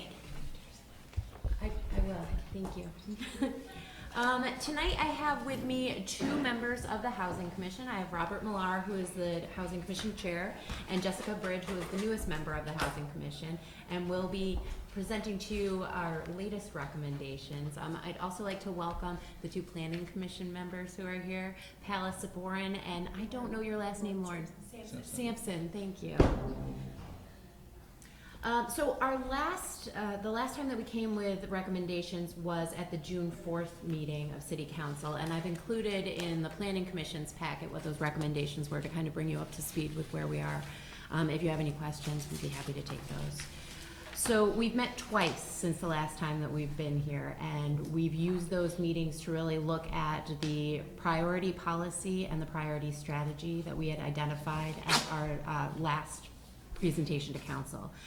So I have laid that all out for you in a memo. It's surprising how long it takes to discuss a single item because these are pretty complicated issues. So that's all that we got through was talking about the Affordable Housing Replacement Ordinance and just beginning to talk about an Affordable Housing Trust Fund. So I've refreshed your memories in the memo on the Housing Commission purpose and the guiding principles that we're working under, and I am going to turn it over to the Housing Commission members to give their recommendations. Hi. Welcome. Do you have any specific questions before we start? Because this memo is pretty thorough and happy to give you a blow by blow, but. Yeah, I want to just quickly take a minute to thank Heather for all the work she does as our staff liaison to make our discussions really go very well. These memos, these point-by-point discussions, it's smoother than any council meeting.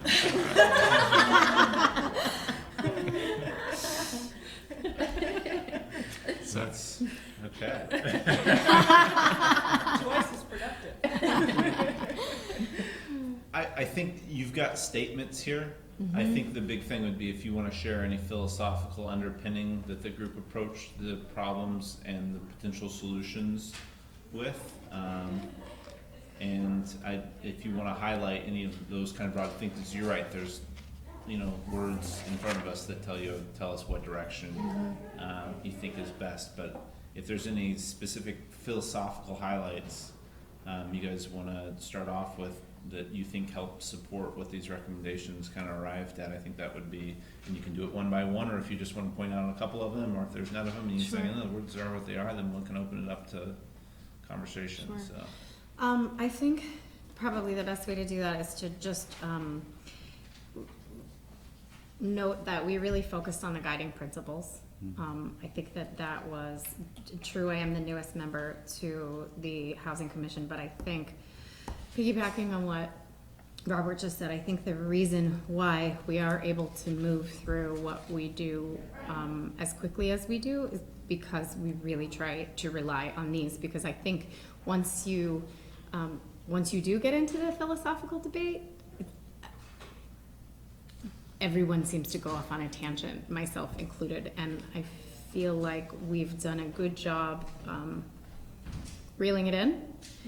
And I think that everything that we have decided, you can point to one of the guiding principles and see, okay, this obviously, there's a deep connection there. We serve in an advisory capacity to the Planning Commission ultimately, and I don't think that any of us takes our role. I feel like we are aware of our place, right? And we know what's above our pay grade. And I feel like we have relied heavily on either the Planning Commission or Will, and also city departments to guide us when necessary. And I would agree, we have access to a tremendous amount of data that Heather provides. And I think over and over again, we go back to that data as a reference point. So if that's helpful in answering your question, Neville, or request. I'd also like to add that I think primarily what we're dealing with the Affordable Housing Replacement Ordinance is dealing with our principle to protect current residents from displacement. That's the primary purpose of what we're doing here in this particular case. Okay, so given what these items are, I think, Heather, if you could just maybe just state what the decision was and do layman's terms so folks watching at home and it kicks the conversation off. Yeah. Then maybe as we go through each point, each of these bullets, we'll stop and see if folks want to ask specific questions about those instead of just doing a free-for-all for the whole document. Okay. Yeah. Some things. Can I jump in from a process perspective as well? So I think it's important to note, as we're a little off kilter here in reporting cycles, and one of the reasons we want to have this meeting was to make sure the Housing Commission, the Planning Commission, the Council are all comfortable with a general direction of where we're going through with some of these policy recommendations. I think what we want to keep in mind about tonight is, are we on the right? Are the three kind of policy bodies on the right track and on the same page about a direction? And then this recommendation would turn over to the Planning Commission to actually draft an ordinance that would come back to you for that ordinance approval process. So I think I just wanted to say that to say this is theory behind these recommendations, that after a lot of looking at the data and looking at other model ordinances and things like that, but this isn't the only time the Planning Commission or the Council will look at these recommendations. So just wanted to remind people of that higher level process as well. Okay, so I think first off, it's important to state what the intent of this ordinance is, and I'm just going to read that from what we've come up with. It's to provide housing to meet the needs of a diversity of social and income groups, particularly for those households of low and moderate income, to reduce the likelihood of displacement of current residents due to redevelopment of existing affordable housing units, and to offset the loss of housing with new construction, and to support retention of an adequate housing inventory in the city. So frequently, housing replacement ordinances are just about number of units, not necessarily also about affordability. So we've kind of piggybacked two things into one here. It's not that it hasn't been done before, it most certainly has, but it can be one that's just about maintaining a number of units, so there's an inventory in a city. We're doing both of those things. So the Housing Commission went through a series of questions and took votes on which direction we felt we should go with this ordinance. And so these are the recommendations we're making as the Planning Commission moves forward with drafting an ordinance. The Commission recommends that it's a citywide replacement ordinance, not specific to any areas of the city. We recommend that the number of units lost that will trigger the ordinance replacement is 3 units. The reason for that is because we have a large number of duplex units in the city, and it's a higher percentage than in Chittenden County or the metropolitan statistical area, and I have those numbers. Oh, thank you. So in Winooski, 21% of our units are 2-family units, as opposed to 7% in the MSA, Metropolitan Statistical Area, or 8% in Chittenden County. So it's higher than in most surrounding areas. And in addition to that, 45% of those are owner occupied. So that's one way that affordable home ownership is made available. People can use that rental unit to subsidize their mortgage. So we certainly don't want to be sacrificing affordable home ownership in order to maintain affordable rental units. So we think they're both equally important. So that's why we've set that threshold at 3. So that would leave those duplex units alone. The Commission proposes that the affordability threshold triggering the replacement requirement should be units that are affordable to households earning under 80% area median income, and that's a household income of $51,302 per year. That will capture the broadest possible range of affordable units in the city. If we had set it at a lower income, it would be a narrower band that we would be preserving. The next is one of those things that we saw as maybe a little bit above the pay grade of the Planning Commission. We're recommending that there be a required duration for maintaining affordability that should be included in the ordinance, but that the Planning Commission should work together with some of our housing partners that are more familiar with what those affordability requirements are for different funding sources. Yeah, we didn't want to set some arbitrary number of years that doesn't make sense in terms of building affordable housing generally, so. The Housing Commission, no, it's fine, please do jump in. The Housing Commission recommends requiring unit comparability between lost units and required replacement units as pertains to a comparable number of bedrooms per unit and comparable or improved ADA accessibility in units classified as handicap accessible units. And we talked about a bunch of other ways that they could be comparable and decided to be silent on those. It was a pretty long conversation, so those were the 2 that we felt rose to the top. What are some of the ways that were discussed that didn't make the list? Square footage was one of them. I'm not recalling off the top of my head. Kitchen. Oh, yeah. That was the whole conversation. Number of bathrooms, complete kitchen. Yeah. Thanks. Yeah, we spent a lot of time talking about what complete kitchen actually means. Which apparently there's a definition that the mayor was already in our ordinance. Yeah. Our base is covered. So include that. Home is where the heart is.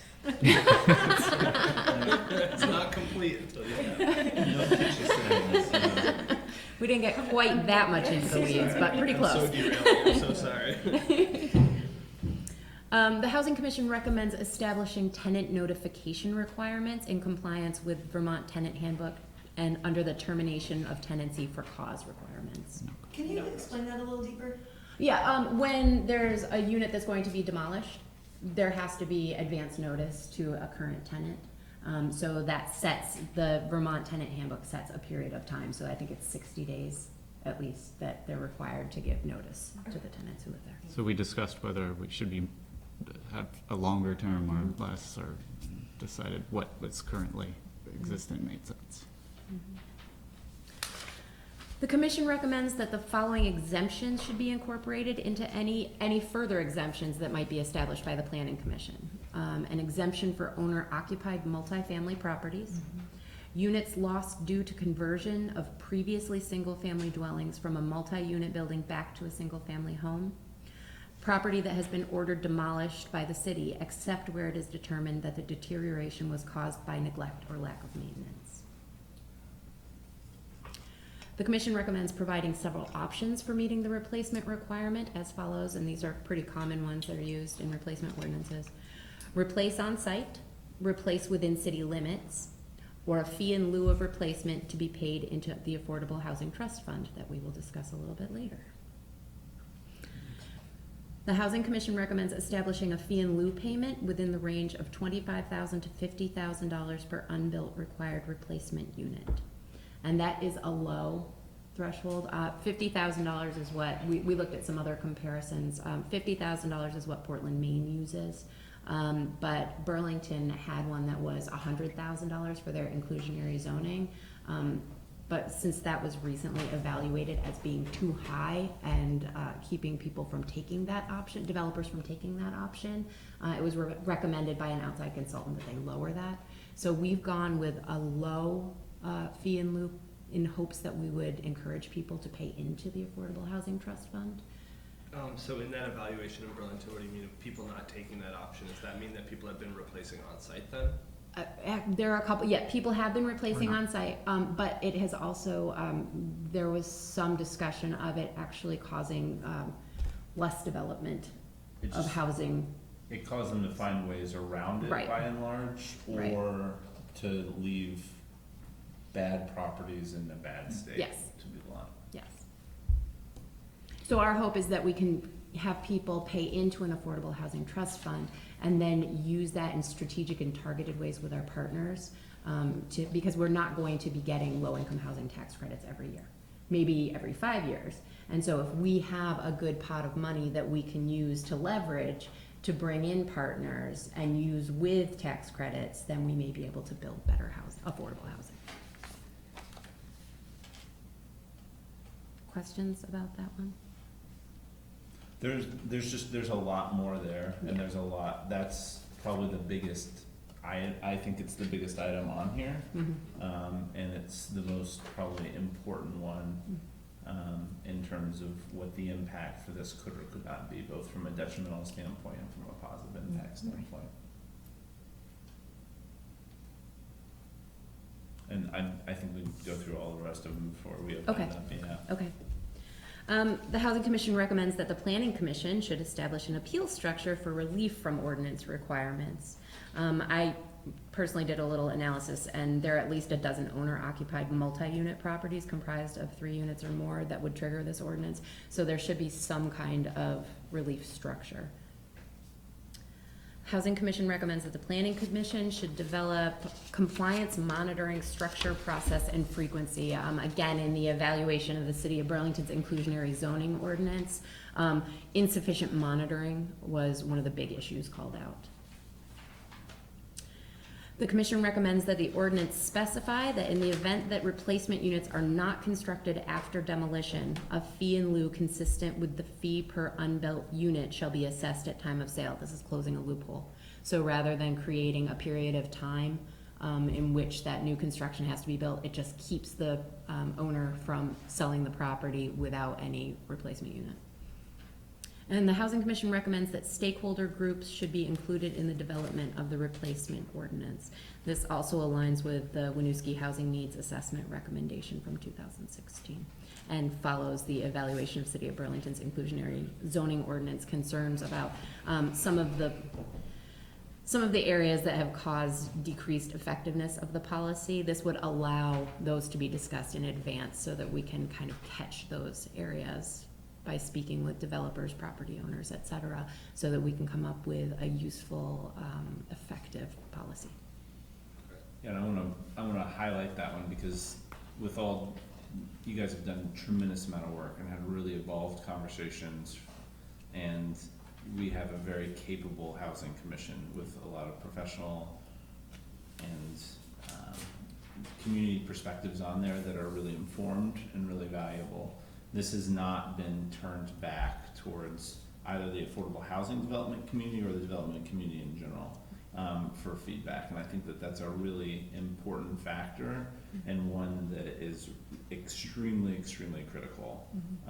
Because as somebody who works in affordable housing, I can tell you that about a half of my job is going into communities that have implemented well-meaning policies that are deterring us from being able to do our jobs and making it impossible for us to do our jobs or to do them well.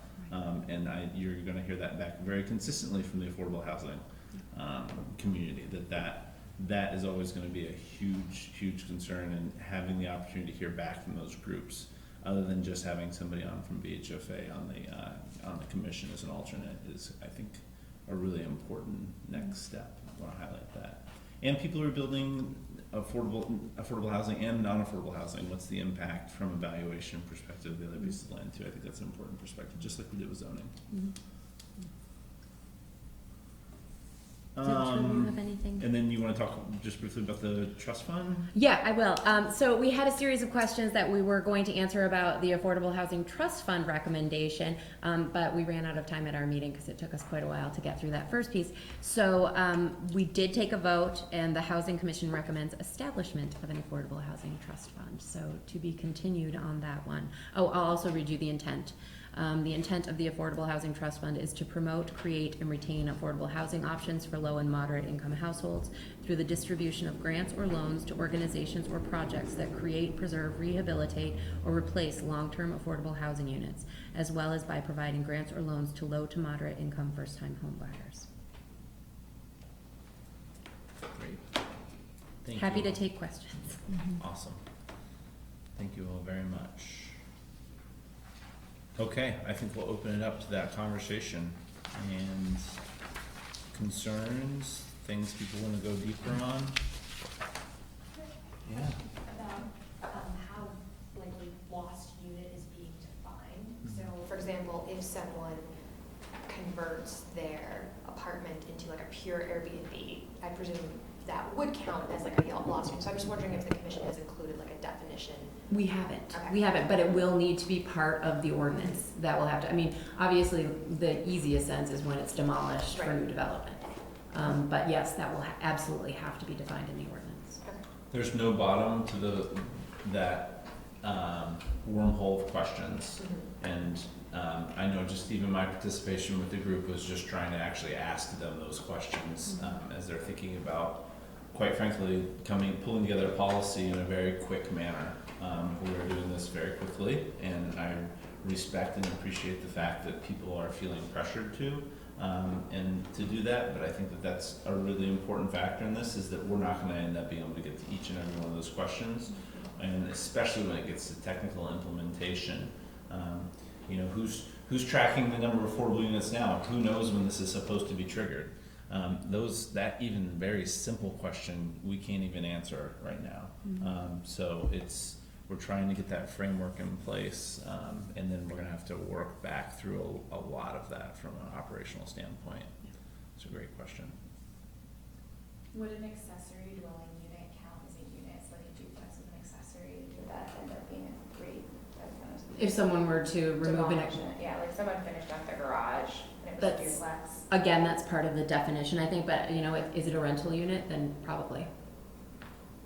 And it's as a rental unit at the time of when the ordinance is enacted, or in general? Definitions, that's all part of the definitions, Yeah. yeah. So you can get really far down that rabbit hole.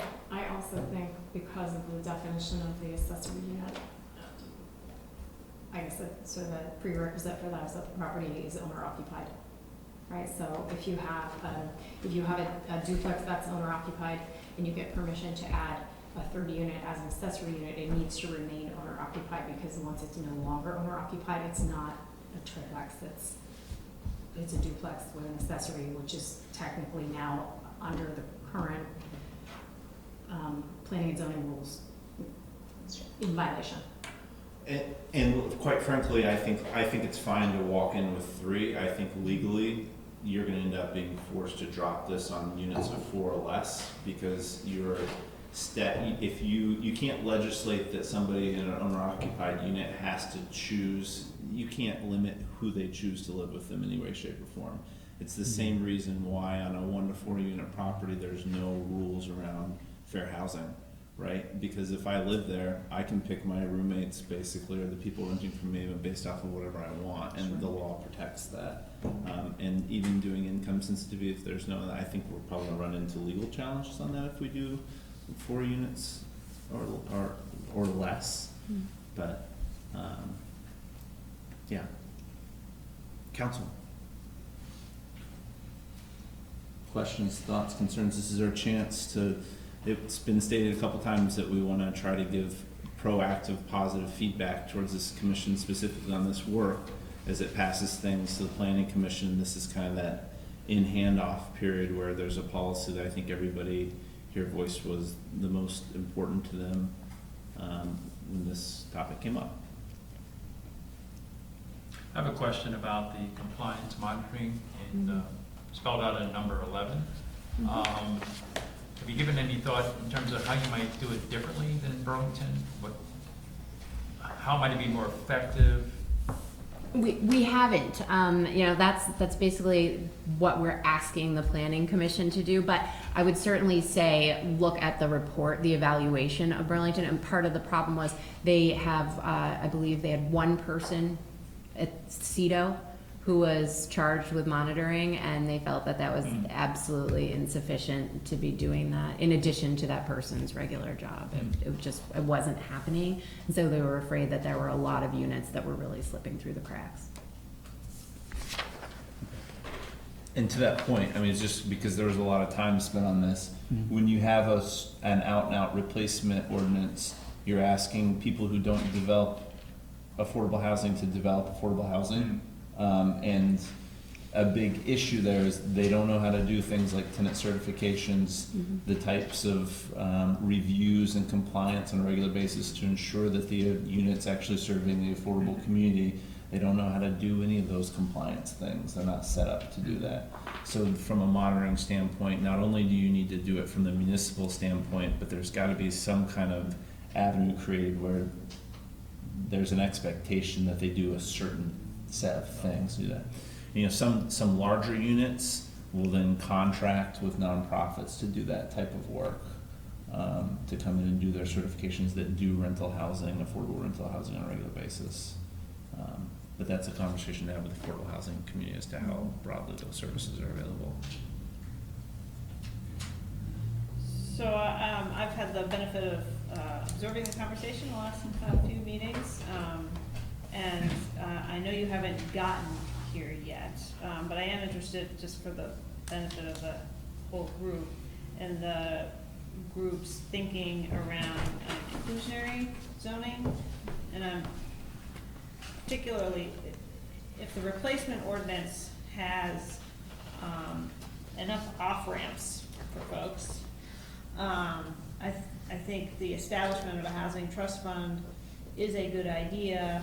I question whether we want to set the amount as low as it is, because it could just be that becomes the approach that's widely taken, and that we could end up with pockets of the city that have affordable housing versus others that do not, and sort of maintaining or increasing segregation of housing types. So I'm just wondering, was that fully discussed, and or, you know, has the commission thought about inclusionary zoning as another layer of this conversation? Yeah, I couldn't tell from the group's conversation exactly where that piece fits in, other than it's complex. I had brought a map that was just a hand-drawn map that showed where all of our subsidized housing units are in the city, and they're actually pretty clumped right now.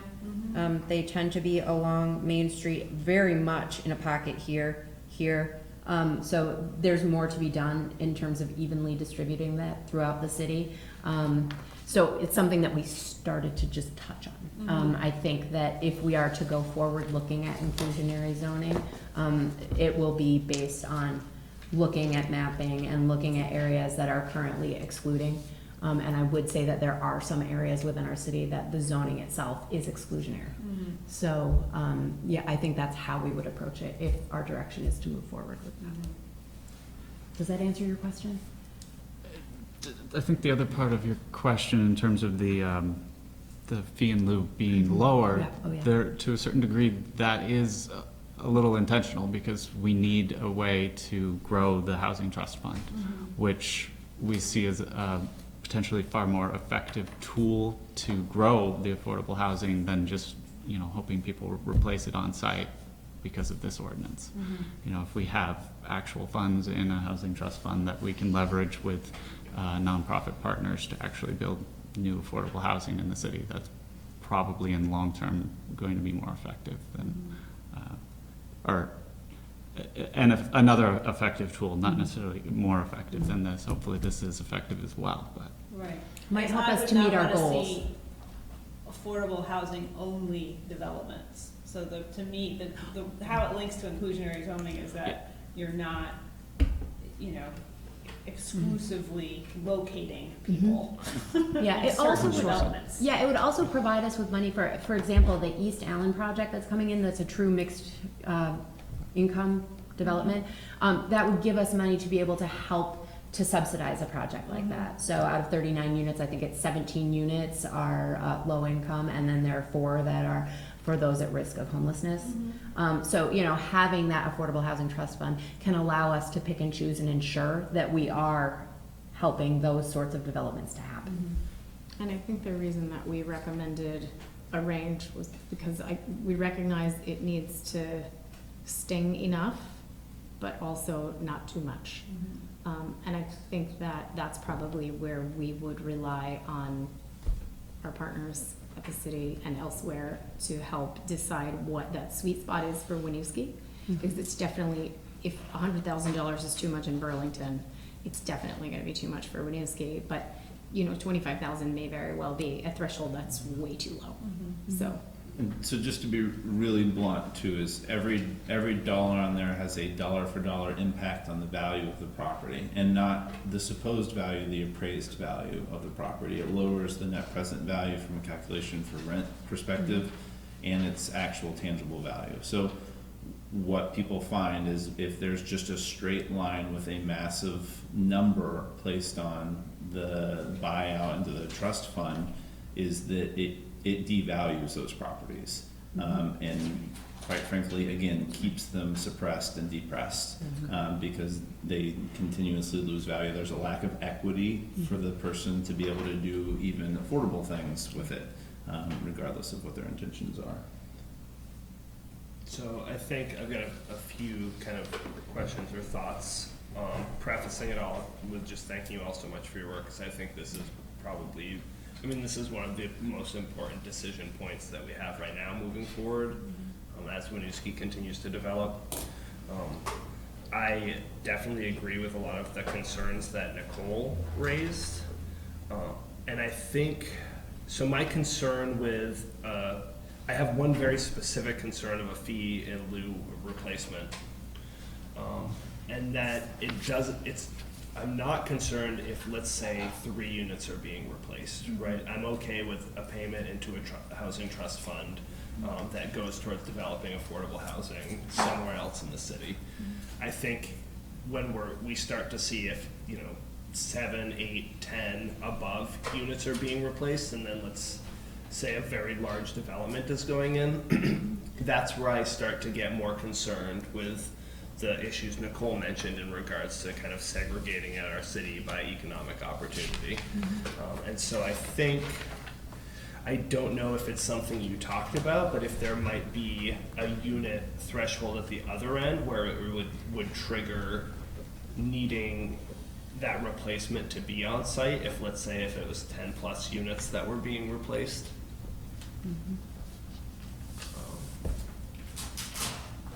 We can certainly discuss that. We haven't discussed that. What type of units do we all think that we're talking about here? Just to be really clear. Do you all think that we're talking about privately held affordable housing, meaning NOAA's affordable housing units that don't have subsidies on them and that private individuals are leasing from?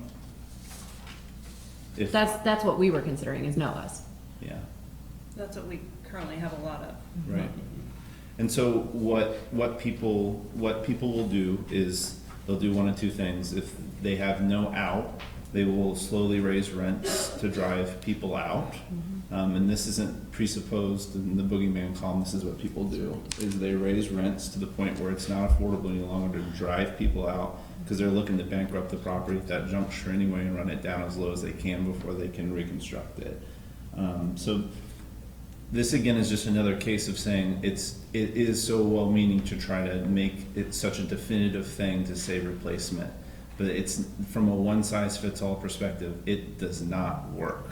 And this is not presupposed. This is in any community you go into that it's been applied with a roof on it or without some kind of financial out. The beautiful thing that we have this opportunity for in our community is that we are at a scale that if you actually use our nimble size to plug in affordable housing where it makes the most sense. And the other beautiful thing that's happening right now is that all those financing mechanisms that are available are incentivizing mixed income development. They're pushing those nonprofit developers to find different AMI ranges within the same projects, but still create this real net, benefit of enough affordable housing units to justify the expenditures. So we have that ability to, it's not whether or not we're creating affordable housing or not, it's about how we're doing it. And I think the conversation that I heard at that level and the conversation that all the data research and information that was presented to that group and talked about indicated is that if you can put money into the hands of the public body, being the city in this case, to then work with those nonprofit developers to actually do targeted affordable housing development, it ends up being more successful, and we end up with a much higher success rate of creating affordable housing opportunities. Yeah, I think that speaks to me in kind of that last point number 13 of making sure that those stakeholders that are participating in the design of this replacement ordinance include affordable housing advocates. Because I'd be really interested to hear directly from them in the issues that they've observed with the Burlington ordinance. I do agree in wanting to get stakeholder opinion of developers as well, but I don't want just the stakeholder opinion of developers in that. I think that that's super critical. And also, like to Nicole's point, I'm really interested in, I just threw that out there of like, at a certain threshold it triggers on-site replacement. I don't know if that's the answer. And I'm not a housing policy expert, so that's where I would really look to that stakeholder group. That might also be the IZ discussion that would address that. Yeah, A exactly. separate ordinance. Yeah, and so if you're just looking at, let's say 10 units are replaced and they're gonna put in a 40-unit development, we have IZ that says 25% of units at a certain level need to be affordable housing, well then bam, it's right on site because that'd be 10. And those numbers are not accurate. 25% is probably a lot, I don't know. But I do really like the coupling and wanting to make sure that I'm echoing what Nicole's saying and moving forward and looking at inclusionary zoning. I do appreciate, and I know that this was prioritized as the number one because we said, please prioritize replacement. So I understand why we haven't talked a lot about IZ at this juncture. But that's just kind of where I'm coming from of where I'd like to see us continue to move.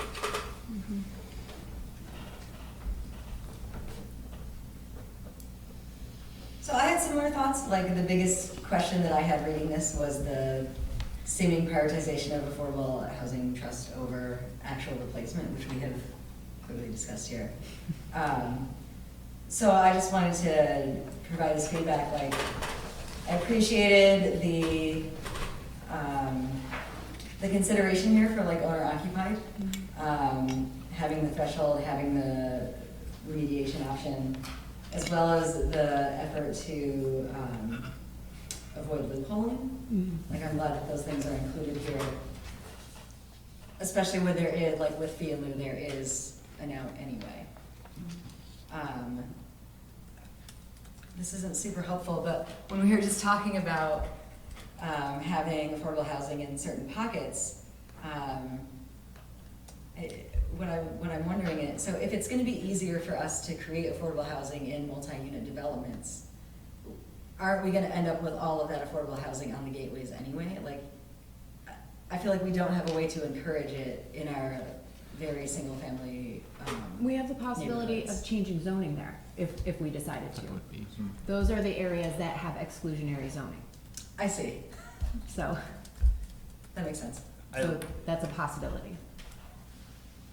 I mean, obviously, that's a long, big conversation. Mm-hmm. I do like the citywide focus. I appreciate that, so thank you. And it was discussed that it might actually encourage development in multiple areas of the city and not just, I mean, that's exactly right. It might not just keep it core to Maine, and how that can be a very positive thing. Yeah, because actually the places, you know, we've heard concerns that we don't want to be pushing all the subsidized housing to the outskirts, but it's actually all very centralized. It's all in a core, in the center of the city, with, you know, a few exceptions, right? Well, I guess, I mean, well, that, yeah. I think just in general, it being clustered everywhere. I don't know, the way I used pushing it to the outskirts. I guess You're just not the means only person who it said being that. It clustered somewhere. Yeah.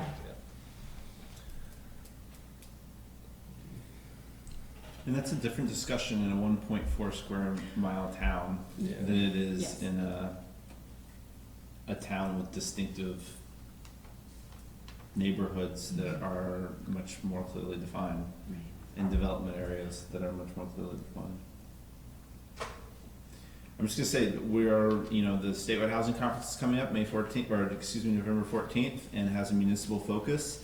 And the whole point of the focus is exactly detailing this conversation, which is that there is a decline in state and federal resources available for the development and creation of affordable housing, and municipalities have to be more involved and more hands-on in that process than ever before.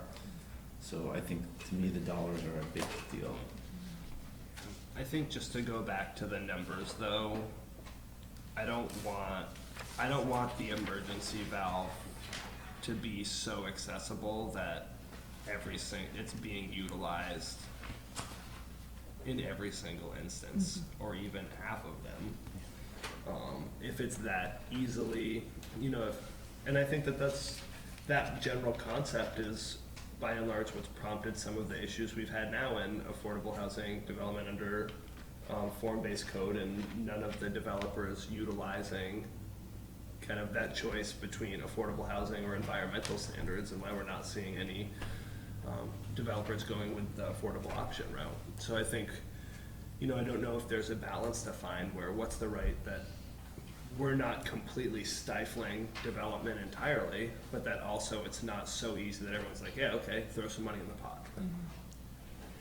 Well, and I think that we did discuss a point of reevaluation of, you know, how are these, once these recommendations become policy, it's going to need to be reviewed, because while we are this tiny little microcosm of a community, these are huge ideas, and once they're applied to this community, some of them are gonna work really well, and then others are not.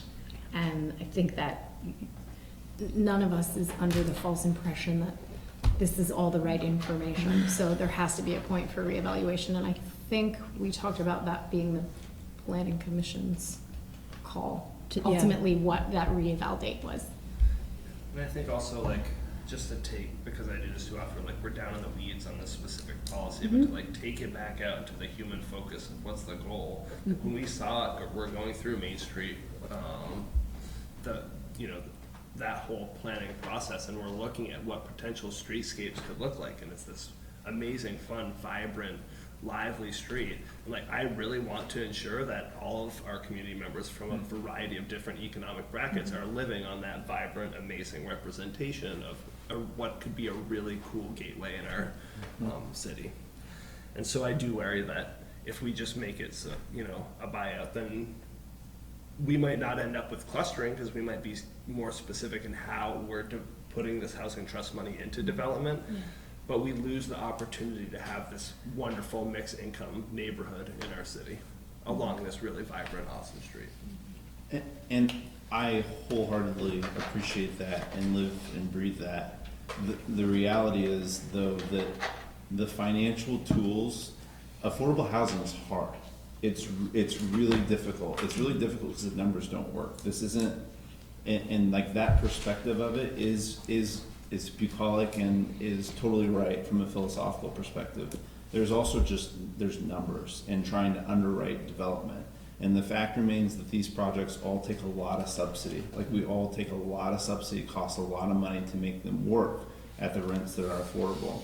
So as much as we can also create tools, I would just challenge us not to think in the conventional fashion of, if something's missing, if something's taken or changed, can it not be recreated in a different way and format in the community? And can we not play a key role in that?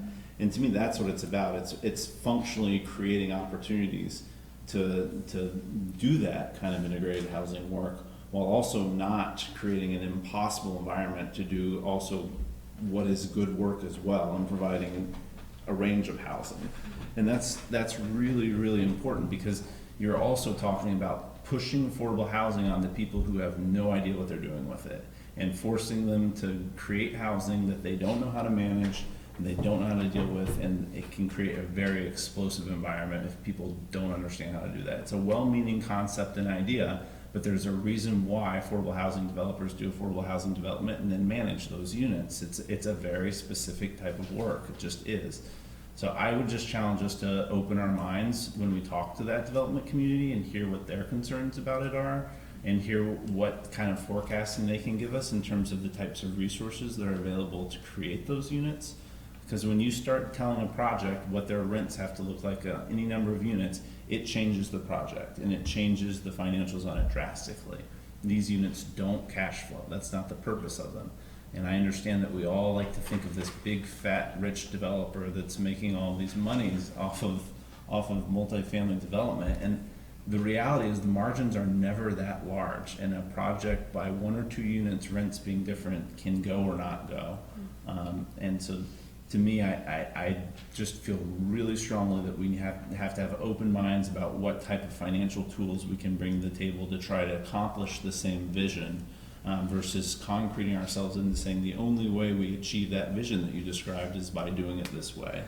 So within that, I guess my question would be, what are the levers you can put in place to incentivize people to use those tools? Because we have on one end how we're collecting those tools, so we're getting this fee in lieu. How do we incentivize developers to then utilize those tools to be building affordable housing, and especially to be building mixed income housing, including affordable housing? So we get the resource, how do we deploy the resource? So the best example is the project that just happened up here, which is done off of tax credit equity, right? So there were 9% tax credits done on the sales. I don't know what the equitable basis of the project is, tens of millions of dollars, but there's a certain percentage of that project that is coming back in free equity from the federal government because of the low-income housing tax credit program. We're gonna get, as Heather said, maybe one of those every 3 years, maybe 5 years, maybe something like that. So to expect that level of development can only occur once every 3 to 5 years if there's affordable housing on a piece of property is not realistic. It's also not the pace that we as a community probably want to try to push along and encourage. So if you build up and if you can get to the point where you can replace that as a funding source, where we're not totally reliant on that federal resource, low-income housing tax credit specifically, then it gives us a lot more flexibility to step into potential deals and bridge those gaps, those funding gaps. It's a really cool tool. The fact is, we have affordable housing right now. So I think the big question is, to what extent are we redeveloping properties that are currently affordable?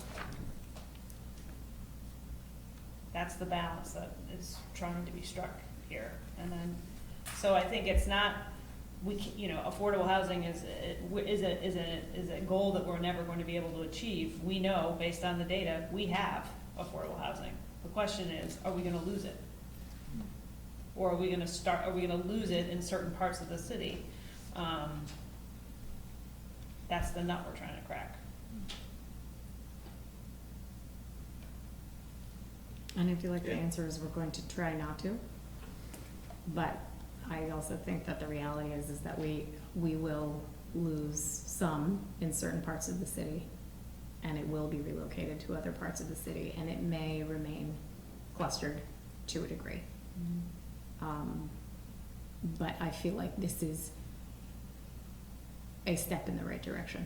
13 steps so far in the right in the right direction. And I feel as though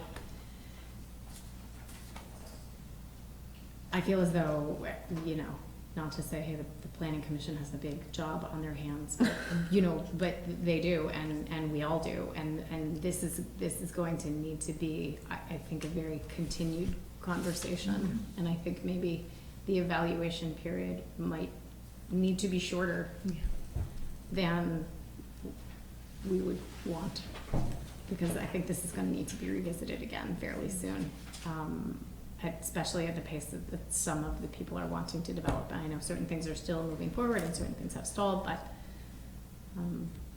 yeah, work in progress.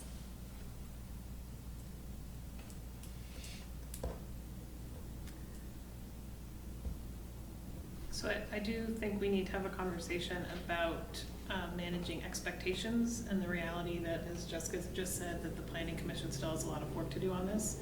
And the Planning Commission has a huge amount of work to do in the next several months around the master plan. It has a very full schedule through November before the master plan gets to you all. So I put that before you. I don't have any great solutions to that. You know, I think the options are we let the master plan schedule continue as it is. With them bringing you a draft in December, and then focus on this. We ask them to pause at some point and take this up, which would leave us in the position of having an expired master plan, and that has some implications. We ask them to do more, which is a lot to ask of volunteers who are already doing a lot. But in a city that we have, you know, we're moving really quickly here on a lot of fronts with very few people, and I feel the need to manage expectations a little on that front. You mentioned implications of an expired master plan. What are those? Eric, to put you on the spot. Absolutely. So there are several implications, and I'll give you a little handout here. It's a one-page handout from the state of Vermont. They put together a planning manual. Well, this kind of outlines the various tools that you can use with a master plan. Probably the biggest implication, quite frankly, is that if you have an expired master plan, you cannot change zoning. So if we're talking about some sort of replacement zoning regulation or inclusionary zoning, if the master plan expires, we cannot adopt any new zoning based off of the master plan. So that's probably, in the context of this conversation, one of the biggest implications. There's some other implications as far as capital budgeting or having a voice in the Act 250 process, and also some state grants that are offered that we would not be eligible for if we did not have a master plan. But that probably the zoning is going to be the biggest book. Nice to meet you, by the way, Mary. Oh, yeah. Thanks. So I guess that option of putting a pause on the master plan to work on a replacement policy is not an option, because it doesn't allow us to do that. We would have to phase it, so you would have a clock on how quickly you wanted to look at a zoning change. So we'd have to phase it, so we adopted a new zoning ordinance for this before the plan expired, to then pick the plan up and be frozen on other plans we wanted to see for whatever period of time that rework took.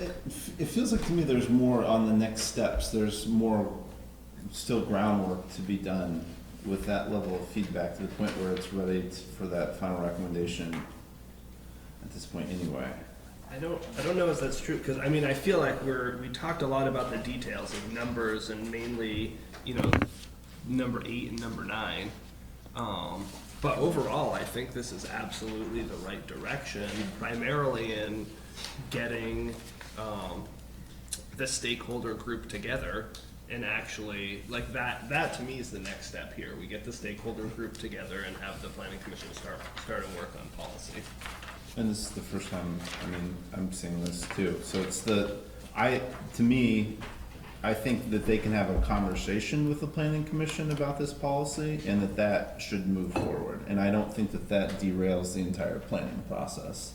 I think having them spend a portion of one meeting, be it a half a meeting, whatever it is, to give some feedback on the direction of where this policy is, at least gives a sense of how work could move forward in a productive fashion.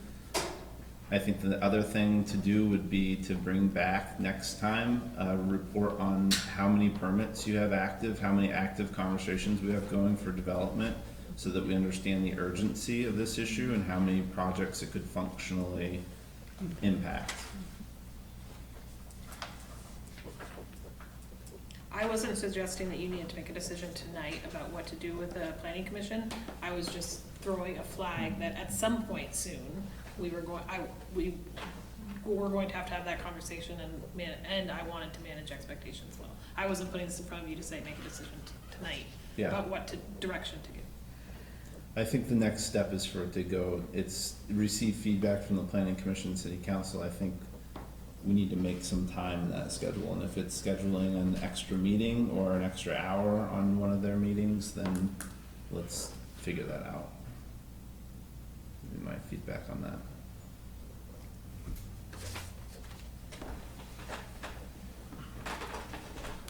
Wasn't tonight the full planning commission supposed to be here to do that, to sort of check that box, or? We had originally talked about this being a joint meeting of all three, but we couldn't get quorums for either. Summertime.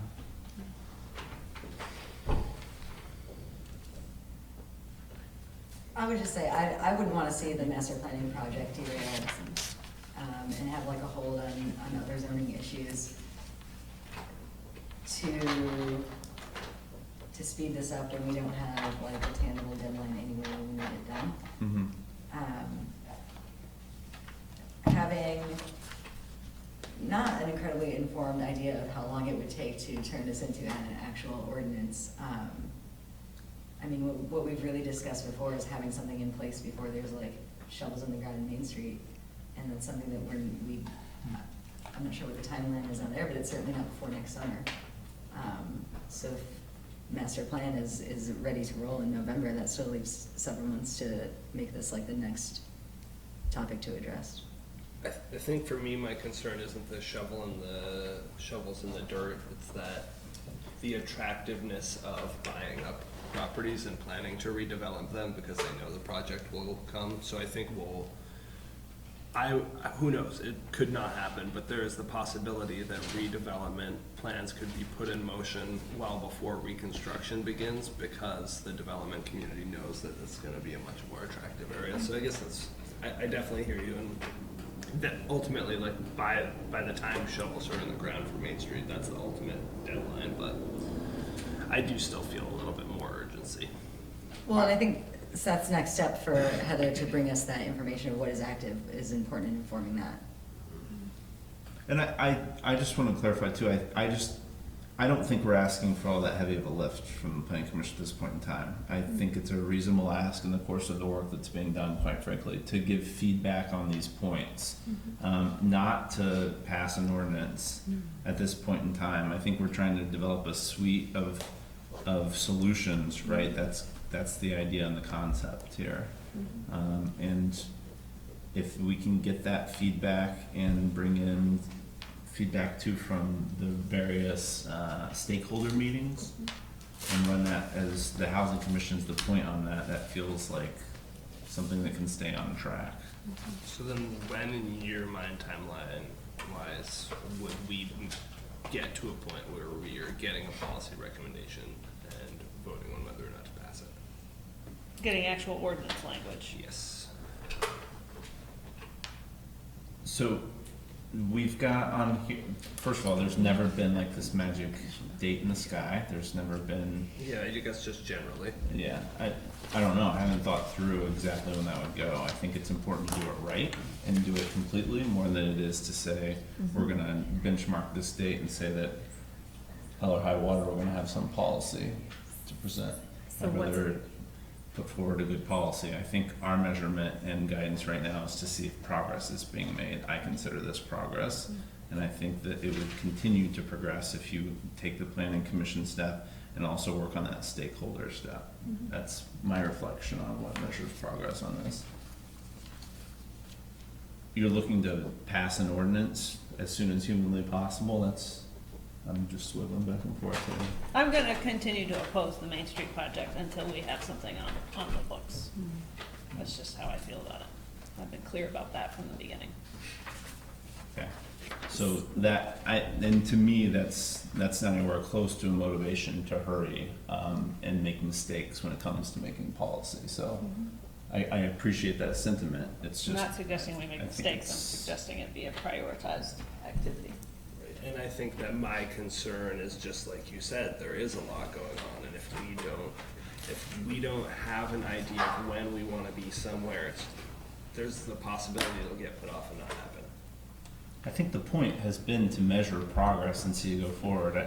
I don't think anybody is saying stop, and I think we said there's a path forward with the planning commission to still review this issue and pass it back with feedback to the housing commission. I think your demand for some magic date where there's going to be an ordinance prepared isn't reasonable right now, and isn't some place where we can probably give an intelligible answer to. I don't think I demanded a magic date. I think an idea of roughly when we'll be there is pretty reasonable. So I feel like Heather was given fairly clear directives for what you need to provide. So I think the question that needs to be answered is, when can we reasonably expect feedback from the planning commission? And yes, I agree.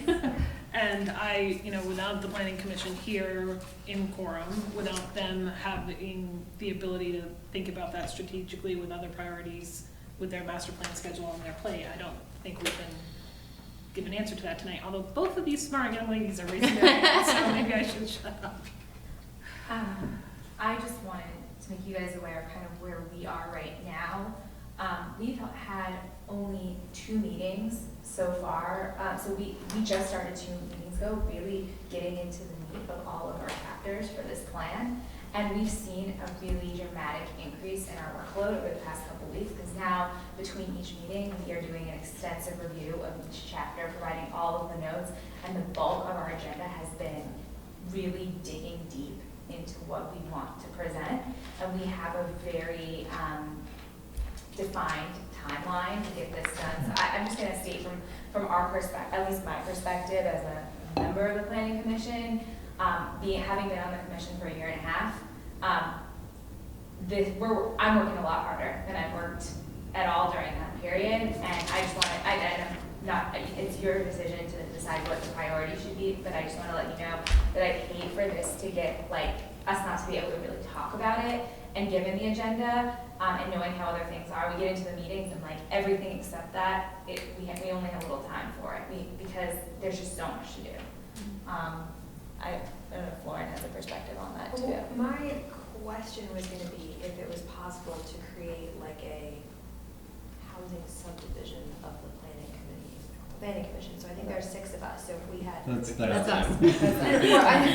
understand, but if 2 of us, for example, took the task of reviewing the document that you have and coming up with at least our initial thoughts, so that there was some movement on the planning commission's part, that the rest of the planning commission could continue their work on the master plan. So say if 2 of the 6 of us spent 2 meetings engaging with the document and reviewing it, reflecting on it, and that way master plan work didn't have to stop, but we could at least have a dialogue about the work that you guys have done and move the project forward to some degree.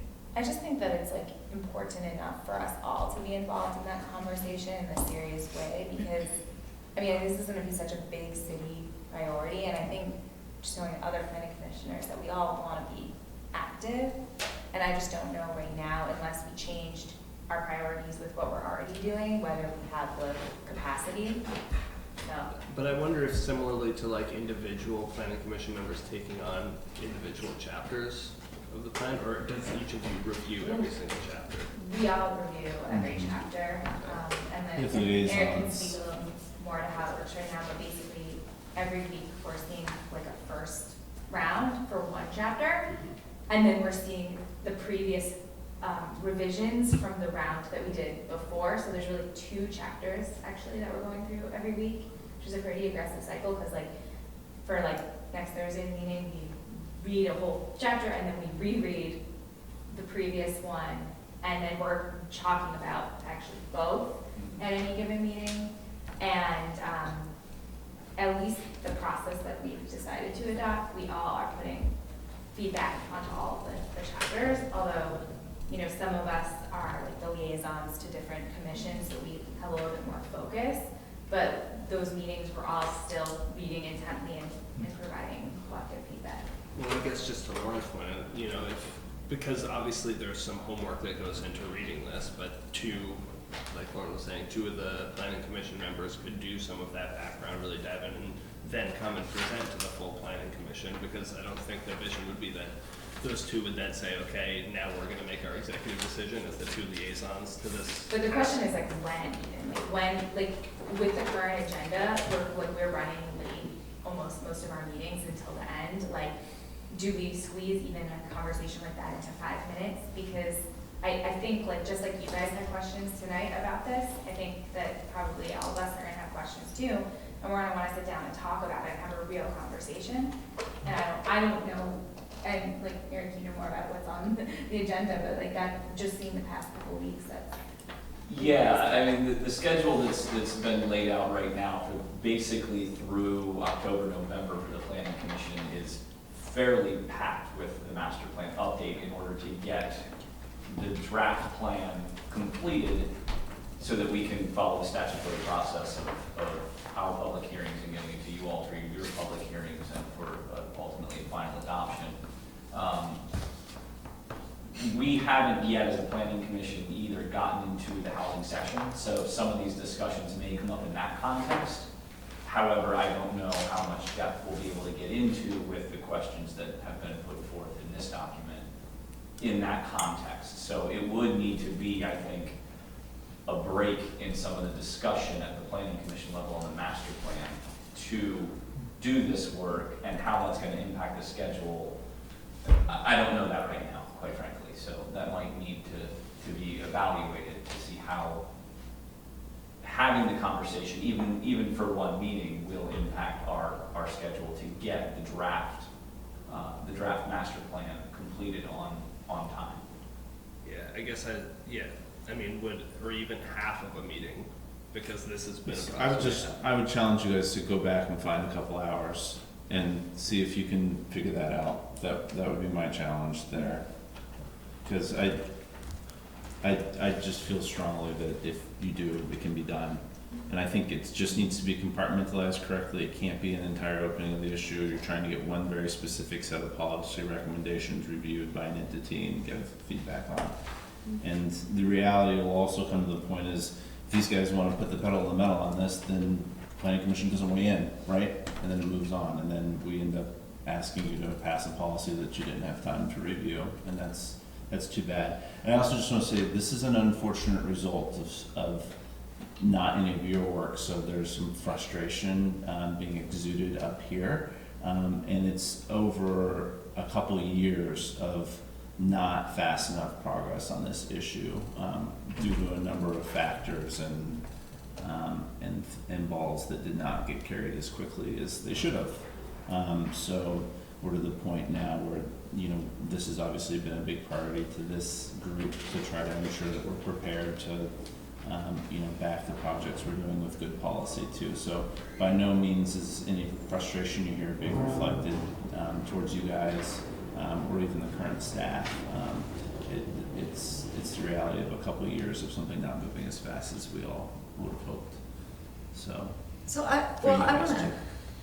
I want to ask, like, they're able to move forward with the stakeholder information. Mm-hmm. We also want them, they're next looking at Affordable Housing Trust Fund, and we also want them to look at inclusionary zoning. Is it not viable to have the Housing Commission move forward with those pieces of work and bring all of that to planning when they finish the master plan, and then have like really focused time on housing specifically from Planning Commission? The feedback that I've taken from here is that people want to see at least incremental progress towards those. From a policy standpoint, you're correct. We're not going to pay money. It doesn't make sense to pay money to do one ordinance change at a time and to have that process go through for one ordinance change at a time. So even if this is done within that period of, let's say we pick, it's gonna be done by November the 14th, and decision is gonna be made, it would not be wise or efficient or cost effective to go through the process of updating that one ordinance just to also then be talking about 15 other ordinances. Well, and I also think that the work that the Housing Commission is doing on these other pieces informs each other, right? Like this is multiple pieces of policy coming into one ordinance. For me personally, I don't see a harm in having a delay on the Planning Commission weighing in at this stage, when they could weigh in on the bigger picture later on.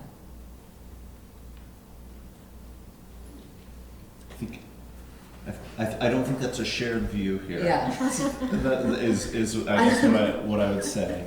Well, I don't know. I mean, whatever the path is, I just want to get it done. I want it to get done.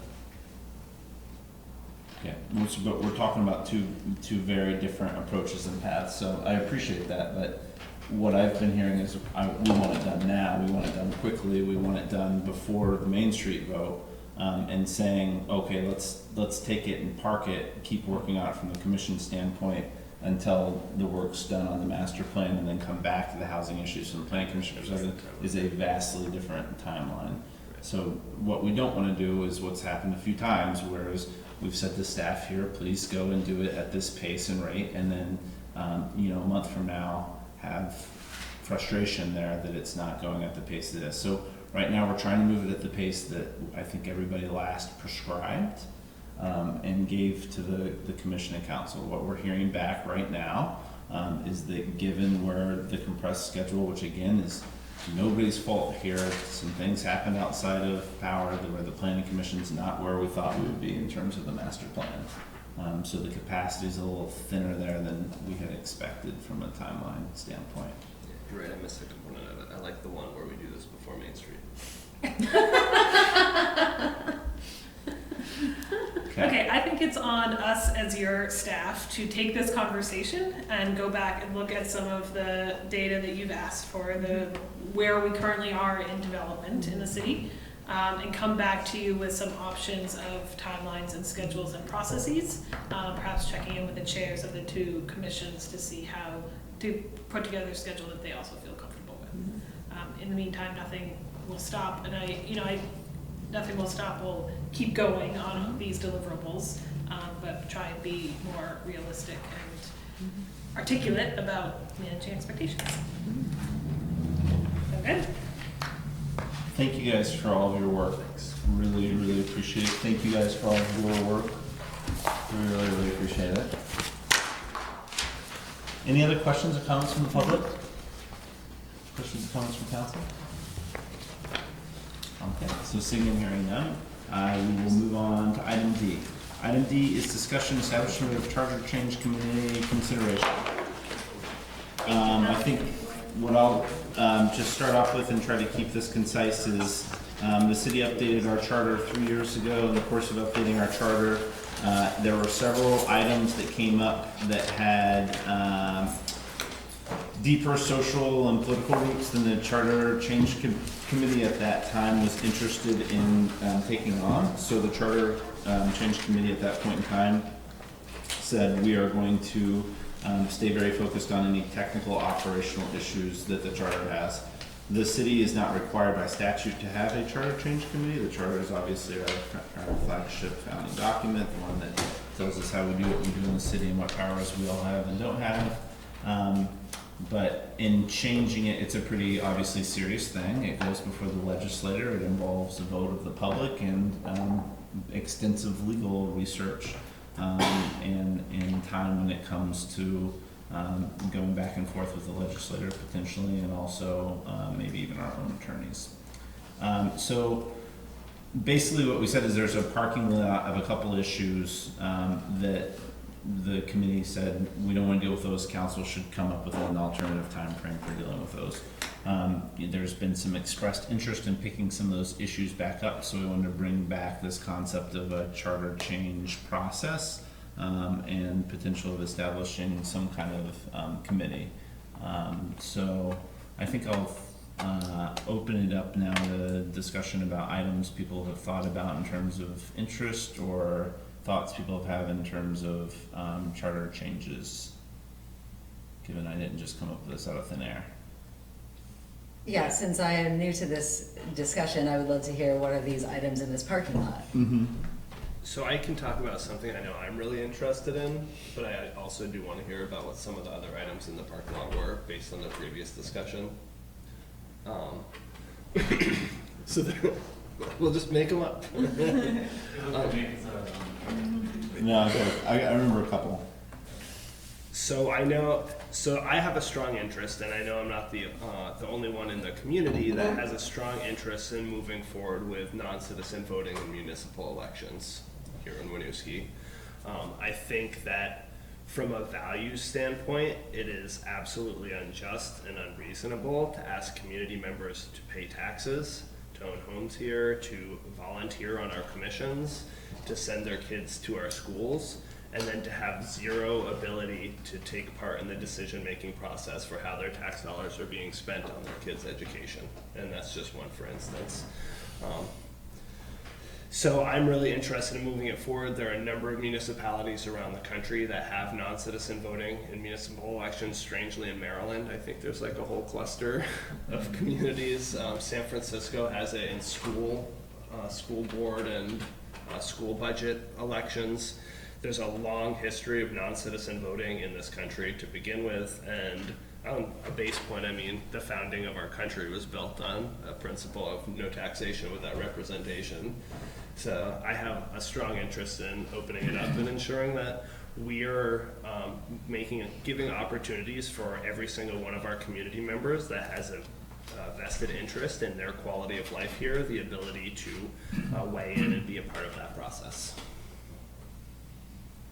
I'm also interested in this issue as well, and I think that I agree with everything that Eric just shared.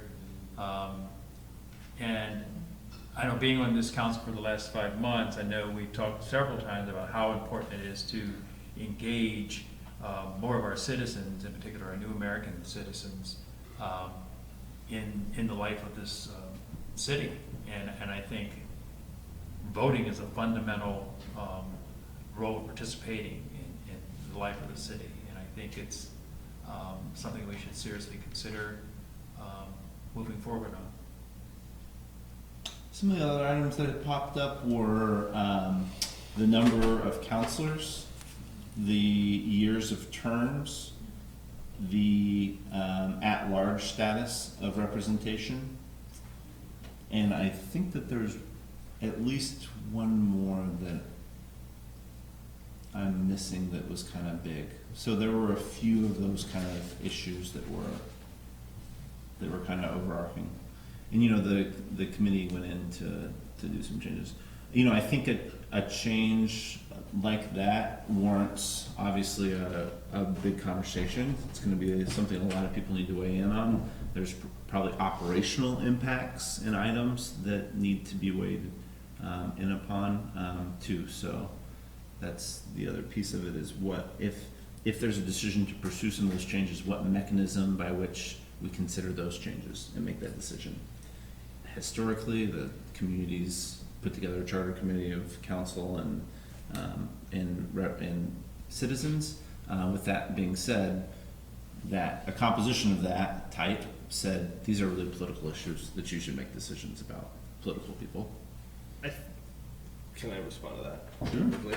So I don't know as a commission would necessarily, for a laser focused issue like this that also has a lot of really complex nuances, I don't know as a charter commission would make the most sense for this single issue. And I think part of my thinking there is that it's not just, you know, establishing a charter commission is like a search and find process for opening up the charter and seeing what are the components in here we'd want to change. If there's a specific policy direction from us and a path that we want to move forward in, I feel like that's also a difficult charge to give a commission, to say, we're gonna establish this commission and here's what exactly we want you to do, especially when it would require a lot of very specific policy expertise in how to do that, which could also end up warping and moving in a direction that, as the policy body, we might have had a different idea of the direction we wanted to go in. And I think too, I mean, if we're looking at a single issue rather than a host of issues, like this, it's not a lot different than this. I do think it's incredibly important that we do this with an immense amount of community input, have it be a really participatory process, solicit community input, and use that to craft our policy decision moving forward. And I don't think that would be dissimilar from the same way that we might have moved forward, let's say, the Main Street project. But I don't know as the commission would necessarily be the right way to do this, so I do think it should be treated a little bit separately. I also think a commission formed around a specific topic like this would take a lot more staff time than if we were to set it up as a robust public input gathering process, because there's staffing up a commission, getting people onto that commission, having that commission meet, and then still having that commission do all of that public input. And just to be clear though, that there is then that demand on staff. It's the outreach, the technical work on the legal side of things, the implementation conversation about what it looks like on that level, and then there's gonna be a lot of back and forth with the legislator, which there's some things that, you know, politicals can handle and some that can't. It's gonna require some of the staff time. It just does. Those committees will ask to speak to staff too. So those are the demands as seen. You know, I want to say philosophically, I agree with the concept and the idea of it. I think the question is capacity and timing are my big kind of flags and questions right now. And process, and want to open up the process conversation and see what people thought of that too. Yeah, so the desire here is really around one issue, not an entire charter review. And I also philosophically, I totally agree with that too, that idea. But given the conversation we just had about capacity, we also just had Main Street and are still in the midst of the pool and all of this outreach. I feel like bringing this up right now is too soon for staff capacity and for even just trying to get community input, having another massive change right away. For me, I feel like we should wait 2 months or something to start this. Can I jump in there? So I think that there are some timing considerations that make me feel a little bit differently and that do put a little bit more pressure on, which I totally agree with that. Right now, capacity is a big concern. Because this needs to go before the legislature, the next opportunity, unless we were to hold a special election to ensure that this would hit the legislature during their 2019 session, the only opportunity we have is the November general election. If we were to wait, let's say, until town meeting day, then it wouldn't even likely get to the legislature until their 2020 session. I also have concerns with it being in their 2020 session because that's an election year during a presidential election where we're likely going to have a very hotly contested governor's race. And when that happens, the session gets hyper political, and it's very possible that this could get completely put on the back burner and neglected entirely as a result, or could become a political beat stick and utilized in a way that would be very challenging to actually, or very detrimental to our ability to get it passed. And I think also within that too, that would mean, let's say they take it up in 2020, even if we're successful in that much more challenging political environment, it would mean that it wouldn't be until the 2020 town meeting day that people who were impacted by this change would be able to start voting. And considering we just did Main Street, we just did a pool, we're gonna go into a huge budget vote in March. I'm really concerned with the human impact of like feeling like I wish this had been done so much longer ago, because decisions are being made that are really big and impact these community members, and they already don't have the ability to weigh in on it. So I feel very stressed with kicking the can farther down the road and the impact that has on people actually being able to start utilizing this right that I feel like they should have access to. And then within that too, the other kind of timing consideration is that it looks fairly certain, I mean, you can't say for sure, but it looks incredibly likely that Montpelier is going to move forward and doing the same thing on the November general election ballot as well. Burlington, and to give a little historical context, Burlington tried to do this in 2013. They never got it to the legislature. They failed at the ballot. That said, I feel confident we can get it passed on the ballot here in Winooski. I think we have an amazing community that will embrace a lot of the things that we have already talked about, and our biggest hurdle is going to be in the legislature. And if we're able to do this hand in hand with another community, especially Montpelier, that gives us so much more political weight than if we're going it alone.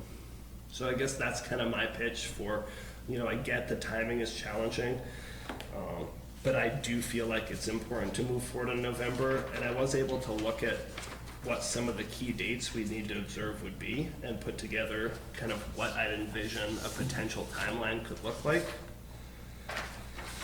And because there are like logistical, if you're going to do a charter change, you have to have 2 public hearings, one of which must be at least 30 days out from the election that you're going to have, which must be warned 10 days before that. So there are some specific logistical constraints that we'd have to keep apprised of. But I do think we have 3 months at the moment right now, so there is time. So, and I want to time this out, because a couple things. I think asking people to react to this, seeing it right away, is going to be challenging, number one. So just backing it up, what I wanted to hear tonight was I wanted the issue to be put on the table so people could think about it. And number two, to hear that there's some urgency behind some of the ideas and reasoning behind that urgency, and hear back from council as to whether you want to see a timeline and potential, and you want to see a response basically from staff as to what sort of concerns, timelines, and resources we would be talking about in terms of the expenditure in here. We don't want to go through that exercise if it's going to be DOA, right, for the body. So that's what I was really looking forward to do tonight, not approve a schedule. No, just here, do you want us to bring back something more evolved on this topic to bring back, or do people feel like, hey, right now capacity's reached, I don't see how this is possible, or do we want to come back and have a more thoughtful second conversation about this? And to provide some context, this was like my own personal brainstorming for myself, and I wasn't coming here saying this is the time that we should have, because there's also flexibility within that. It could take a lot of different shapes from that. It was just. Well, I bet with all that experience and knowledge sitting over there on the other side of the table too, that there's probably pitfalls and things that we are not thinking of in terms of the timing of executing something like this, with all professional due respect due. But I think there's probably a lot that we need to talk through and think about too. Yeah, I mean, that was my first thought, is I'd want to hear more and specifically from staff what this would mean, if it's feasible. Mm-hmm. Yes, I agree that it's an important issue to attend to. I feel like I only get one real urgency card to play per meeting, and I've played making you all urgency cards. I definitely would like to hear back from staff, reaction to the proposal and sort of what it means in terms of overall capacity and timeline. And I'm hearing philosophical interest, at least in the concept and issue itself. Yeah. Okay, I think that's enough for us to move forward on this. Is everybody good? Okay. So you want us to come back on the 20th? We'll talk. Ooh, yeah. That feels really wiggly. What's that? That feels really wiggly. I don't understand what we're moving forward with.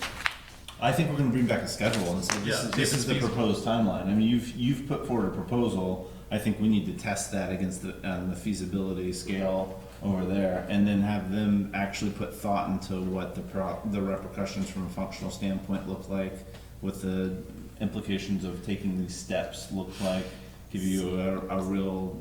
So I'm sorry to be the process downer in this meeting. So if you want us to do a full, having you and I had one conversation about this, if you want us to do a full assessment of what this concept would require from a resource perspective, not the charter approval, but the actual process of implementing non-citizen voting. Mm-hmm. I don't think we can do that in the next 2 weeks, given that we have a holiday in the next 2 weeks and a primary in the next 2 weeks. I mean, I think that's a lot to ask. But I think knowing what we need to do from a functional standpoint of getting a timeline charter change item on the ballot. Yes. Yeah, Absolutely. I mean, I think, yeah, because it's kind of two different components is one, giving the community the opportunity to vote on it and what that process looks like, but then two, how implementation of that, if it were to pass, looks. But if I just got a timeline at the next meeting, I wouldn't want to vote approval, disapproval on moving forward with that information alone. Yeah, it would be a timeline for gathering public input and when we would need to make decisions on if we want to put this on the November ballot. It wouldn't be, here's a timeline and there will definitely be a question on the ballot. So if we say, yes, this timeline is feasible, then there's more time for Jesse to come back with this is what it would actually take. Right, because we don't have actual language of, like, what does that mean? We have a concept, Mhm. and we could, but we also don't have community input on exactly what the execution of that concept looks like. But because there are specific points within a timeline that we would need to meet, we need to know what that timeline looks like so we can start doing that, I think, from my perspective. I believe we can bring forward a more thoughtful, full-out proposal. The intent tonight was to gauge whether council wanted to hear back what a schedule might look like and a general sketching of that. I think even if you've got time for a 15-minute conversation just to give some feedback as to what that looks like, I think we'll get enough information to be able to have a more informed, intelligent conversation about whether to consider it or not. And if there's still not a great sense at that point in time, given what time we have to put together what we can do, then we can make that call and say, you know what, I don't feel comfortable with this, and that's a reason to not move forward. That make sense? Yeah. Make sense? Cool. Questions, comments from the public? Great, so seeing and hearing none. We have one item on for tonight as an executive session. I think it's gonna take us about a minute and a half. Great. Don't say that. We're cursing. So tonight's, let me get this open so I can read it correctly. So that concludes tonight's regular slate of business. The council now has an item warned as executive session discussion of employee and employment issue for the purpose of discussing candidates for the treasurer position and the selection process. Council's passed several resolutions describing the process that it's undergoing. There are some technical questions we're going to ask of the group to get feedback on. There's no action being taken in executive session. Executive session will be only for discussion purposes. No action will be taken except to adjourn for the rest of the evening. So this concludes tonight's regular meeting. So with that, I would entertain a motion to enter an executive session, bringing Jesse Baker with council, yeah. So moved. Second. Motion by Christine, second by Hal. Any further discussion? Seeing here none, all those in favor, please say aye. Aye. And those opposed, motion carries. And I don't